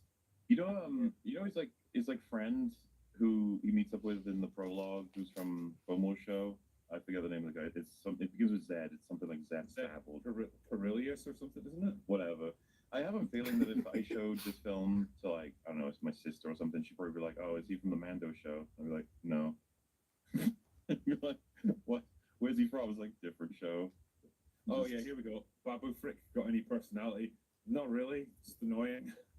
But they're all the same creature. Like they all have the same personality. I can't believe there's the whole fucking Team America episode in this. It's just like, let's have puppets, bad puppets at that, just go on an adventure.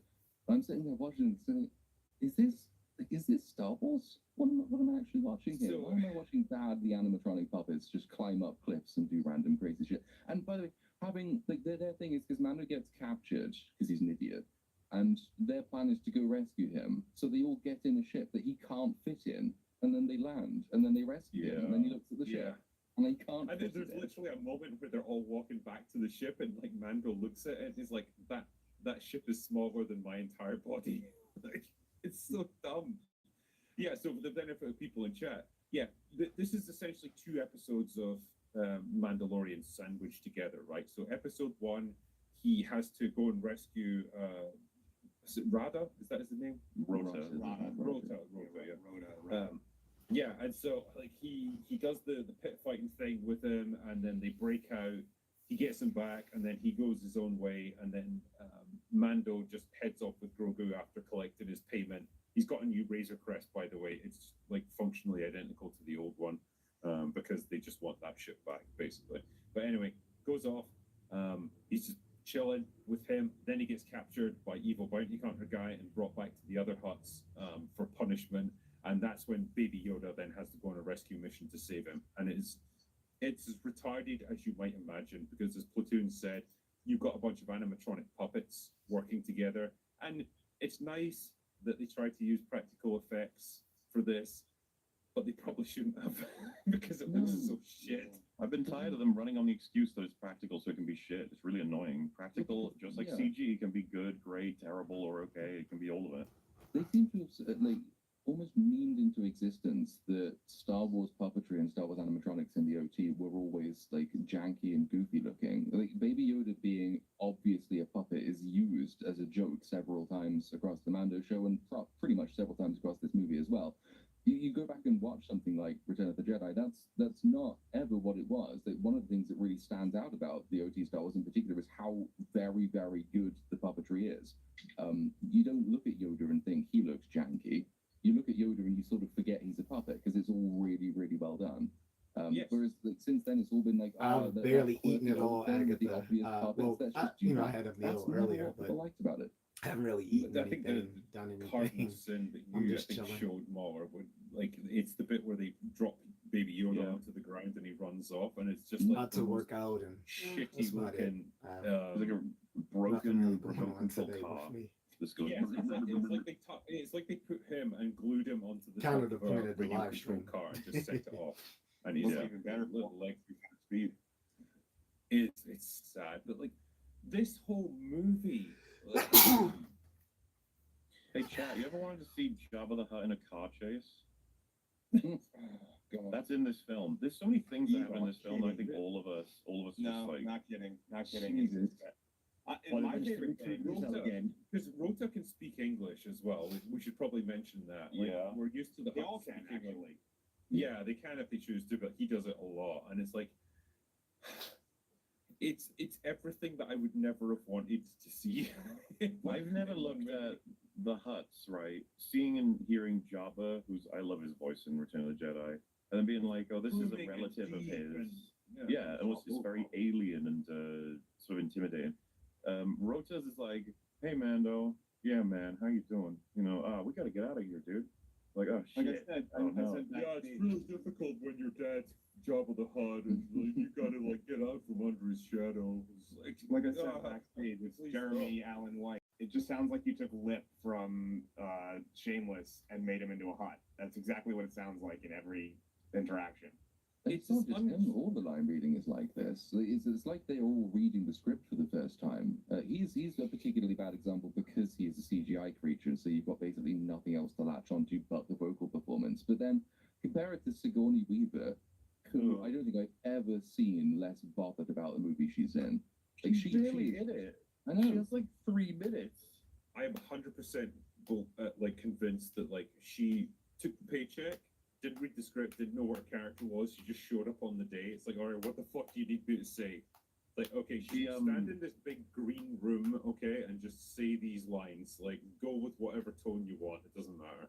I saw a video on Twitter where she's in some interview and they're like, oh, you big fan of like Mandalorian and Grogu or just Mandalorian show? And she was like, when John called me, I didn't know what it was. Then I was like, oh, I'll watch that. And oh, I loved it. I couldn't stop watching it. It's so she says it, I was just like, oh. Somebody in the chat just asked about Martin Scorsese's acting. I don't understand why, but for some reason he runs a space halal cart. I don't really I know understand. Well, okay, why?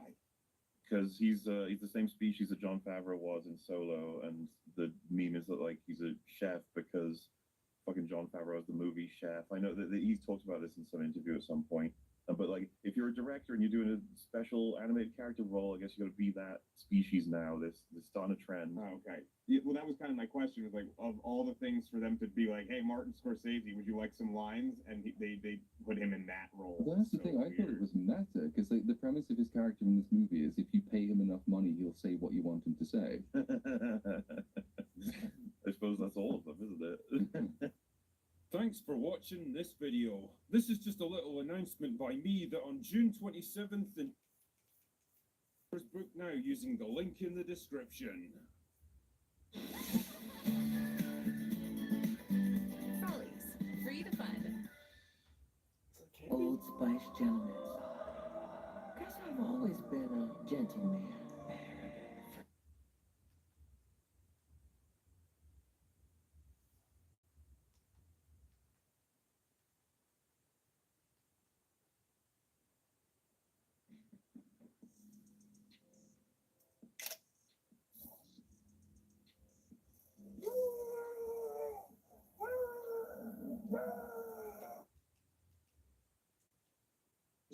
Well,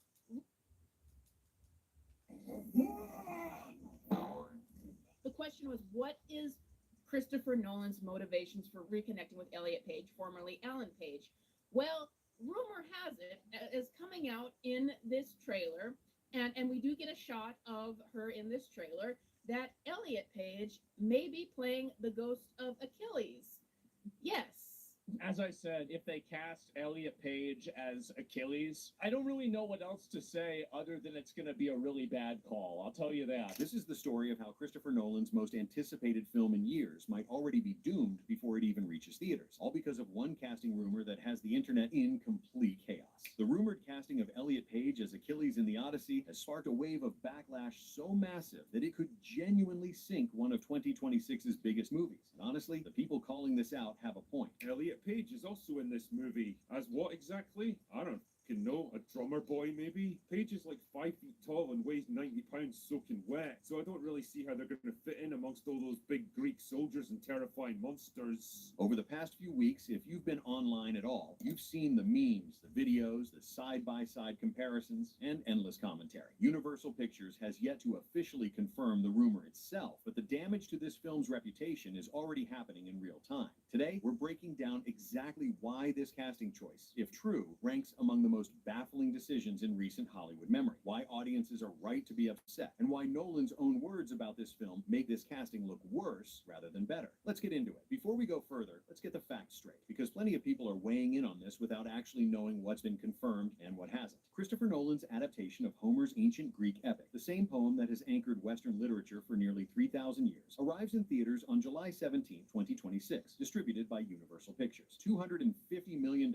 is the reported budget, which is staggering even by blockbuster standards. This is the first narrative feature ever shot entirely on IMAX cameras, using over 2 million feet of film, and IMAX literally developed lighter cameras specifically for this production. None of this is small. Nolan's biggest swing yet arrives as his first film since Oppenheimer, which walked away with 7 Academy Awards. The cast reads like a who's who of A-list Hollywood. Matt Damon leads as Odysseus, with Tom Holland playing Telemachus, Anne Hathaway as Penelope, and Robert Pattinson as Antinous. Zendaya plays Athena, and the ensemble fills out with Charlize Theron, John Bernthal, Mia Goth, John Leguizamo, Benny Safdie as Agamemnon, Travis Scott as a bard, Lupita Nyong'o, and Elliot Page. Here's where the controversy actually starts. Universal has refused to officially confirm Elliot Page's role, but after the full trailer premiered on The Late Show with Stephen Colbert on May 4th, 2026, eagle-eyed fans caught a brief shot of Page covered in mud in a dark underworld-style setting, delivering the line, "Who's looking after your wife and son?" That single shot, that single line, set the internet ablaze. Homer's Odyssey includes a sequence where Odysseus visits the underworld and encounters the ghost of Achilles, and fans connected the dots, concluding that Elliot Page must be playing the greatest warrior in Greek mythology. To be fair, a competing theory suggests Page might actually be playing Elpenor, the youngest member of Odysseus' crew, who falls from a roof while drunk and becomes the first ghost Odysseus meets in the underworld. That theory would explain the mud, given that Elpenor was left unburied. Here's the thing, though. Whether it turns out to be Achilles or something else entirely, the Achilles rumor is what exploded online, and that possibility is what has people losing their minds. Let's address it head on, because if it turns out to be true, this becomes a real problem. Let's talk about who Achilles actually is, because plenty of the people defending this casting are skipping over some genuinely important details. Achilles isn't just some random figure tucked away in Greek mythology. He is the warrior. Homer's Iliad describes him as the bravest, the handsomest, and the greatest warrior in the entire Greek army at Troy. As the son of a sea nymph named Thetis and a mortal king named Peleus, he stands as a literal demigod.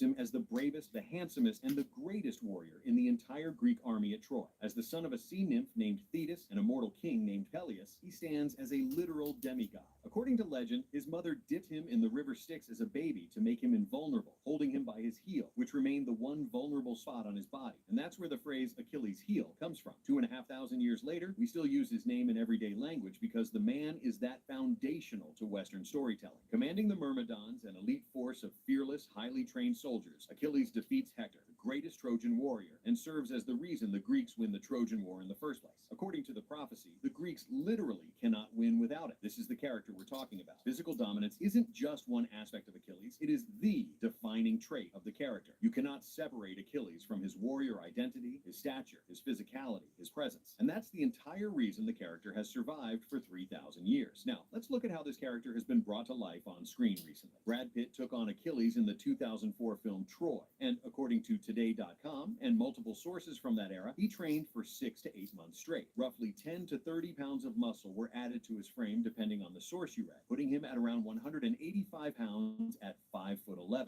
with a body fat percentage in the single digits. Smoking went out the window. Sword fighting training filled his schedule. His entire body got committed to embodying this character, and he ironically injured his actual Achilles tendon during filming. That's how seriously they treated the physicality of this role. Now we're being asked to believe that the same character character will be played by Elliot Page, who is widely reported as standing 5'1" and weighing somewhere between 105 and 118 pounds, depending on the source. Page is a talented actor. Nobody is denying that, and the Oscar nomination for Juno was deserved. The work in Inception was strong, and the Umbrella Academy has its fans. This isn't about whether Elliot Page is a good actor, though. The question is whether this specific casting choice fits this specific character. And by every single description of Achilles that has existed for 3 millennia, the answer is no. Here's where things get genuinely interesting. The biggest issue with this casting isn't just a mismatch with Homer's text. The biggest issue lies in the fact that Christopher Nolan himself has built his entire career on a reputation for accuracy, research, and faithfulness to source material. And his own statements about this film make this casting choice look even more indefensible. Allow me to explain. According to Variety, Nolan personally compared the translations of Emily Wilson, Evie Ryu, and Robert Fagles while preparing this film. Time magazine writer Eliana Docterman, who profiled Nolan, described his knowledge of the source material as being closer to a scholar than a filmmaker. Her exact words were, quote, "I feel less like I'm interviewing a director than sitting in office hours with a particularly approachable professor." She added that Nolan, quote, "has studied the period. An actual seaworthy ship for Odysseus got built by Nolan's crew. A traditional orchestra was refused for the score, and composer Ludwig Göransson instead used 35 bronze gongs, synthesizers, and ancient instruments like the lyre to evoke a period-appropriate sound." Nolan defended his costume designs by pointing to specific historical theory, citing the existence of Mycenaean daggers made of blackened bronze. The approach mirrors what he did on Interstellar, where he hired an actual team of scientists to get the physics right. In his own words, quote, "For Interstellar, you're looking at what is the best speculation of the future. When you're looking at the ancient past, it's actually the same thing. What is the best speculation, and how can I use that to create a world?" And here's the killer quote. Nolan stated, quote, "You just don't want people to think that you took it on frivolously. Let's hold Christopher Nolan to his own standard. If you're this committed to accuracy that you're building a real ship, sourcing ancient instruments, comparing 3 different scholarly translations, and worrying about the exact metallurgy of Bronze Age daggers, how do you possibly justify casting an actor who, by every physical metric, sits at the opposite end of how Achilles has been described for thousands of years? How does that not get filed under taking it on frivolously? You don't get to spend a year researching blackened bronze daggers and then turn around claiming physical accuracy. Doesn't matter for the most famous warrior in Western literature. Either you care about authenticity or you don't. Having it both ways is not an option. The moment you start cherry-picking which parts of the source material to honor and which parts to ignore, your entire argument about being a scholar of the text falls apart. This is the hypocrisy. This is the contradiction. And this is why audiences have every right to be frustrated, regardless of what side of the cultural debate they sit on. The defenders of this casting have one main argument they keep falling back on, and I want to address it directly because it's actually a weak argument once you really examine it. The argument goes like this. Achilles is already gone in the Odyssey, unlike in the Iliad. He appears as a ghost in the underworld, a shadow of his former self. The physical mismatch doesn't matter, they claim, because we're not seeing the warrior at his peak, just the drained, regretful echo of it. Some defenders have even pushed the idea that Page's casting could function as a thematic commentary, where a smaller, less imposing Achilles is actually more faithful to the spiritual diminishment of the character in the afterlife. It sounds smart, artistic even. The argument doesn't hold up, though. Here's why. Even in the afterlife, even as a ghost, Achilles in Homer's text retains his identity as the greatest warrior who ever lived. His ghost still commands respect from the other spirits, and his tragedy is the gap between what he was and what he has become. To feel that gap, though, the audience needs to understand what he was, and they need to look at this figure and instantly register. This was the greatest warrior of all time. This was the man who defeated Hector. This was the demigod. If the audience doesn't get that recognition, the tragedy doesn't land. The emotional impact of seeing the fallen hero requires us to feel the fall, and you cannot feel the fall from greatness if the figure standing in front of you was never visually established as great to begin with. That isn't a fresh take on Achilles. That's a fundamental misunderstanding of why the underworld scene in the Odyssey hits so hard in the first place. Homer himself gives Achilles one of the most famous lines in the entire poem, where he says he would rather be a slave to a poor man than rule among the spirits below. That line only works when delivered by the towering ghost of the man who chose glory over a long life. The audience needs to register the weight of that decision, and it requires presence, stature, and gravity. None of that comes from casting against type for the sake of casting against type. What makes this even worse is that it isn't an isolated decision. A pattern runs through how this entire film is being put together.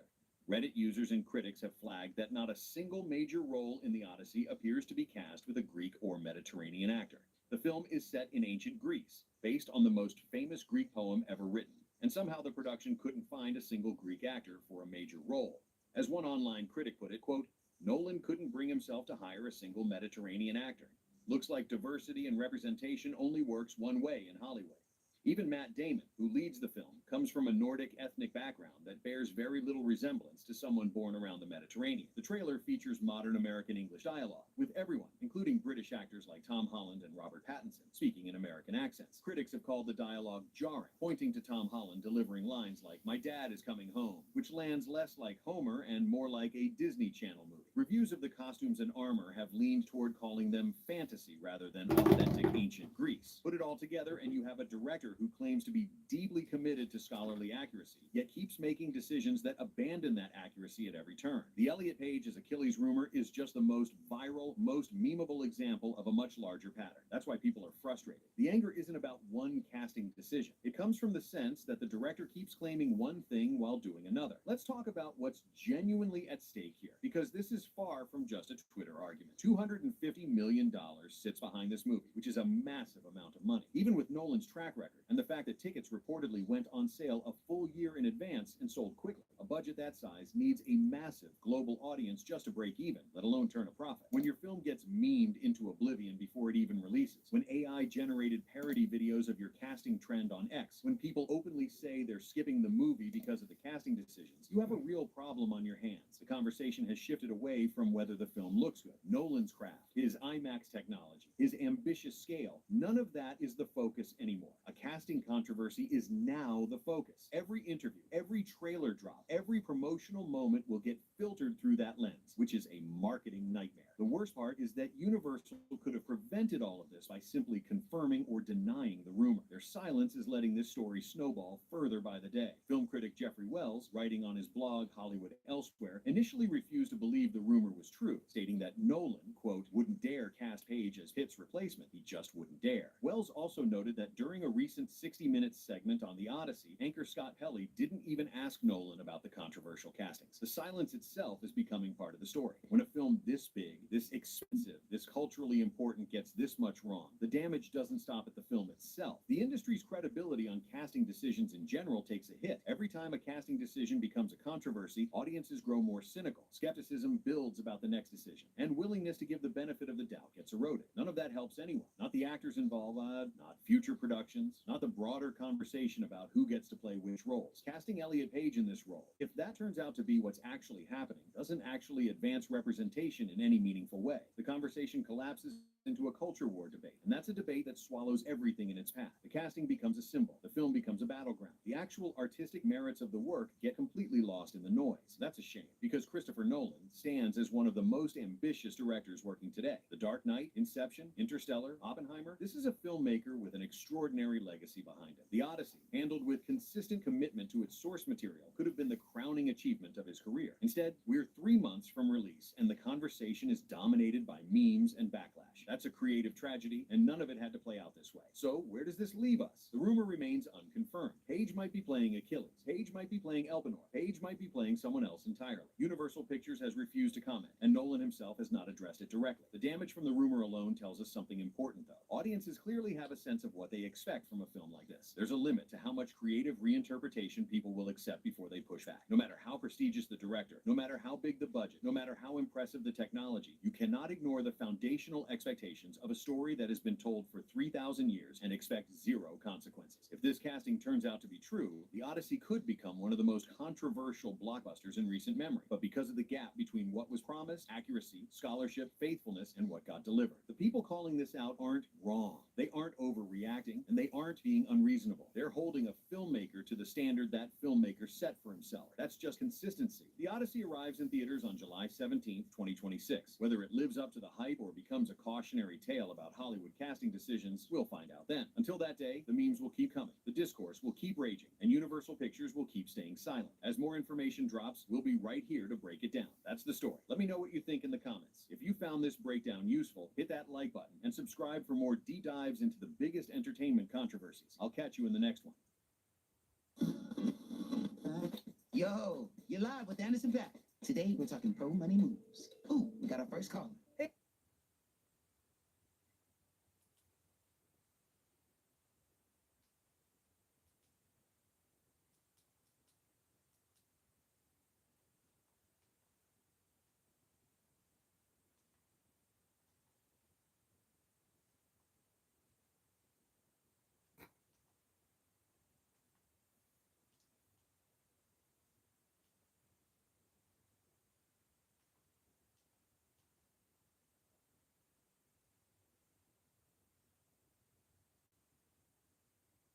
need to apologize to anyone who's ever bought a card protector from us because we lied. Yes, it's true that it blocks scammers from scanning your wallet. Yes, it's true that a microchip creates a shield around your contactless cards and IDs. Yes, it's true that you don't need to replace your wallet, you just slide it in. Yes, it's true there's no charging, no apps, and no setup. And yes, it protects you from scammers at airports, metros, grocery stores, you name it. But here's where I lied. I told people the 50% discount was the best discount they've ever seen. As RFID skimming becomes one of the fastest growing scams, we're giving an extra 10% off with the code 10OFF for anyone who's still unprotected. There's a reason Card Protector has sold over 500,000 cards, earned nearly 10,000 five-star reviews, and was named one of the top personal security devices of the year. It protects before damage happens. We've sold out multiple times as demand keeps growing. Today, you can get up to 85% off, backed by a 30-day money-back guarantee. But here's the thing. We can only hold this discount while current inventory lasts. And once this batch sells out, the next restock goes back to regular pricing. If you can still see the link below, that means there's still stock available at the discounted price. Get yours before it's gone. It's not like a vitamin where you take it and you think it's working. You pop intake on and you feel it right off the bat because it's not fake. It's not snake oil. It actually does something. Handed it to one of the guys that work for us, and he put it on, and his eyes got this big, and he's like, wow. He goes, can you sleep with this on? It was my son made a clip, and Why did you leave the CIA? Everybody who's listened to me has made a fortune over the last few years. All right, good question. I like that. I am former CIA officer Jason Hansen, and welcome to Ammo Box Questions. So what the heck is Ammo Box Questions? Well, I've got 10 questions inside this Ammo Box. It's from subscribers like you, and I'm going to answer them. And it's 10 questions, like I said, totally random. My team put them in here, so hopefully it's nothing inappropriate. But we're going to reach in here. It's like Christmas, not going to look. Okay, question number 1. It says, question for disappearing. Wouldn't a small town be more problematic since everyone knows everyone and it's harder to blend in? Okay, so what that means is I teach people how to vanish. I teach people how to disappear without a trace, right? And I say you want to go to a small town of around 25,000 to 40,000 people. You want a conservative town where you can blend in. They don't ask a lot of questions. They leave people alone. So the key there is a town of around 25,000 to 40,000 people. So you're not going to a town of 200 in Timbuktu, Iowa, because then obviously you won't blend in. You will stick out like a sore thumb. So remember, 25,000 to 40,000 people, conservative town, mom and pop businesses where you can work under the table. That is what you're looking for if you want to start over, if you want to vanish, if you want to be a ghost in the United States. All right, good question. I like that. Okay, question number 2. Let's fish in here. Question number 2 is, my favorite improvised weapon is a solid wooden cane. What are your thoughts? I love canes. They're a great weapon. You can obviously take them anywhere and everywhere. You can take them through TSA. But here is the issue. If you are totally dependent on a cane and you lift it up to whack somebody, well, then you're going to fall over. You're going to tip over. So I know people who carry around a cane, who use a cane, they don't actually really need it that much. Well, that's great because you can swing the cane, you can jab the cane, you can strike the cane. But if you need to rely on the cane, well, don't use it as a weapon because once you pick it up, boop. So you need to have other items, meaning draw your gun, draw your knife, have a tactical flashlight, have whatever you want. But yeah, if you're not going to tip over, I love using a cane as a weapon. Great item, good idea. I'm all about improvised weapons. Any improvised weapon, my favorite is the nut on a string, by the way, but that is what you should be using. Or I'll say lockpick set in a sock, a lock in a sock. Anything you throw in a sock, pennies in a sock, lock in a sock, rocks in a sock, does not feel good, can smash people out, smash windows out. All right, question number 3 of Ammo Box. Why did you leave the CIA? I joined the agency at 23. Wonderful place to work. I loved it, but it's a single man's game. I had many mentors who were much older than me, and they were divorced, they were alcoholics, they hated their wife and kids, and I didn't want to be like the guy who was like, oh yeah, it's no big deal, I have 4 marriages. I didn't want to have 4 marriages. So I left the agency. I was with the agency 7 years. Again, it's great, it's wonderful. The men and women there are amazing, but I knew where 30 years down the road was leading, and I didn't want that to be me. I wanted to have a wife and kids, and now I'm married. I got 8 kids, so I went a little overboard, but life is good, and I'm happy with the decision I made. Okay, that would be question number 4 coming up here. Question number 4 is, Mr. Hansen, I'm scared of the country right now. How do you feel about it? Okay. Oh, he said he's scared for the country right now. How do you feel about it? I agree with you. It's a crap show. Here's the problem is we are the frog in the boiling pot of water. It's a slippery slope where things are getting worse and worse and worse, where as a Christian, all as Christians know that things are going to get pretty crappy before the second coming, even though none of us know when the second coming is going to happen. Could be 2 years from now, could be 50 years from now, could be 500 years from now. So yes, it is not getting any better. It's not getting worse. That is why I prepare. Like if you don't have your food storage, if you don't have your water storage, if you don't have your firearms, if you aren't prepared to hunker down for a long time and take care of your family, if you do not have your cash, if you do not have your gold, if you do not have all that kind of stuff, well then you are out of your mind. You've got to be prepared. By the way, because I always get mentioned, I've got a lot of gold, I've got a lot of silver. It's in a fireproof safe in my home. People ask me all the time, so I don't have to reply to all the questions. Where do you buy your gold and silver? There's 1,000,001 scams out there. I vetted a ton of companies. A lot of them are dishonest. I would never trust in a million years. But I found a company called Advantage Gold. I got to know the CEO. I personally met with the CEO before I invested my money. And they're good. They're legit. They're who I can speak. They're who I refer my friends and family to. So if you want to check out Advantage Gold, you can say I sent you, or don't say I sent you. It doesn't matter to me. But go to goldprotects.com. I'll put the link in there. Please buy gold and silver. Everybody who has listened to me has made a fortune over the last few years. I buy slow and steady. I don't have the money where I can, invest $1 gazillion at once, but slow and steady every single year I'm buying gold and silver. So do it. You're not going to regret it. Go to goldprotects.com. Okay, that was number 4. Number 5 here is if my lights go out, I wait a few.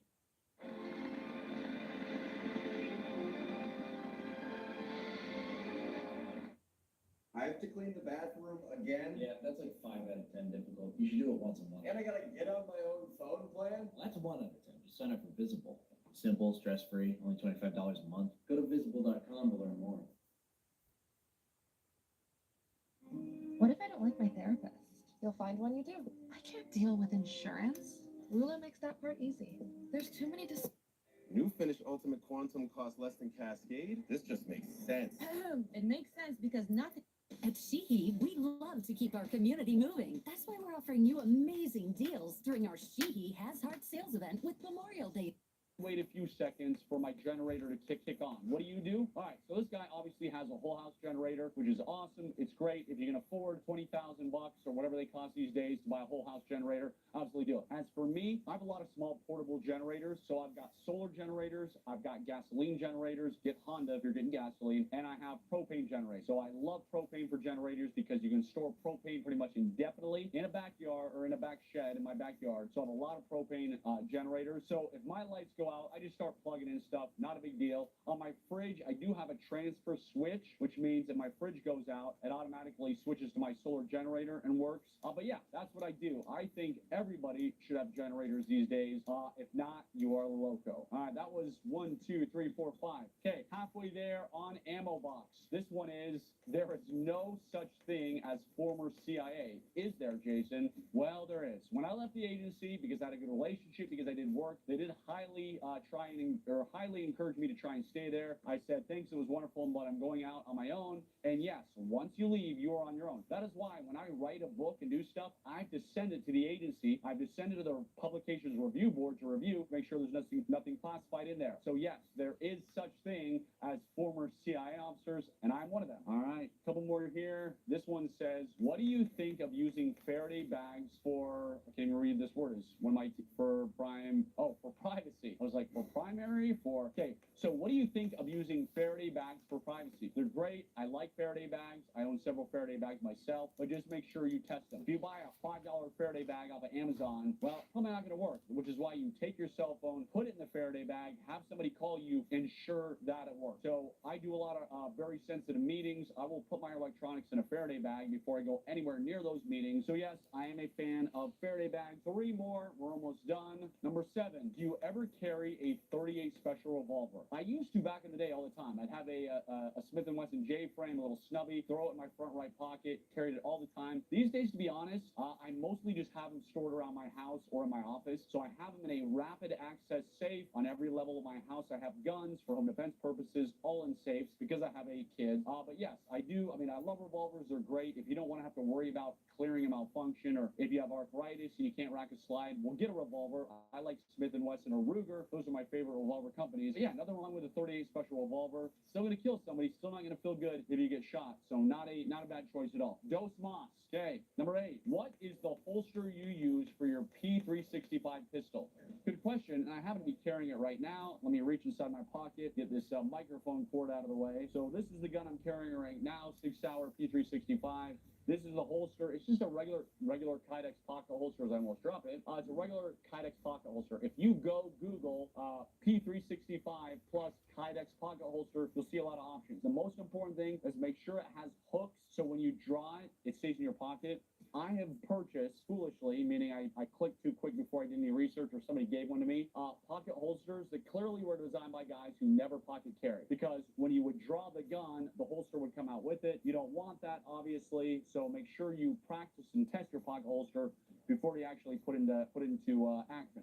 And the last question of our ammo box comes, I didn't write people's names, or they didn't write the people's names down. It says, do you tell the police if you get pulled over and you're carrying a gun? Me personally, yes. If I get pulled over and I'm almost carrying concealed, 99% of the time, unless I'm flying, going into a courthouse, yada, yada, yada. But when I get pulled over, I put my hands up on the steering wheel, officer comes up, and I say, just to let you know, officer, I have a concealed firearms permit, and I'm carrying a firearm at this time. I realize every state has different laws, where some states say you have to tell them, some states say you don't have to, but I always believe in telling you, because guess what? If you tell them, there's a very good chance you're getting out of a ticket. I've never gotten a ticket when I was carrying concealed, and I told them very politely, very nicely, and then they ask you, all right, show me your license along with your concealed carry permit. I show them, bada bing, bada boom. So yes, I always recommend informing the officer if you're carrying concealed. Okay, that's it. That is 10 questions. That is our ammo box. Check the link for goldprotects.com. And if you have any other questions you'd like me to answer for next ammo box, reply. Let me know how I can help you. Stay safe. Slow smoke barbecue at a fast food place? Arby say, what?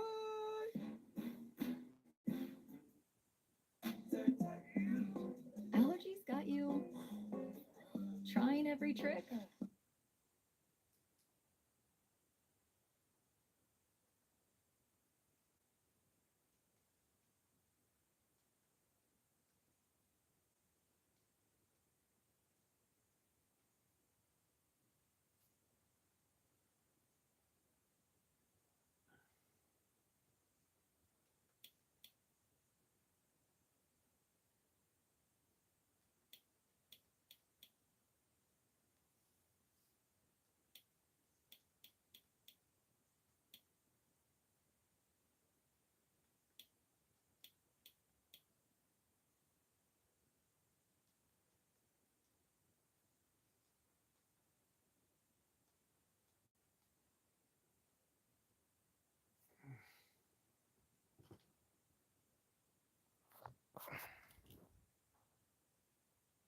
And that's the end of that.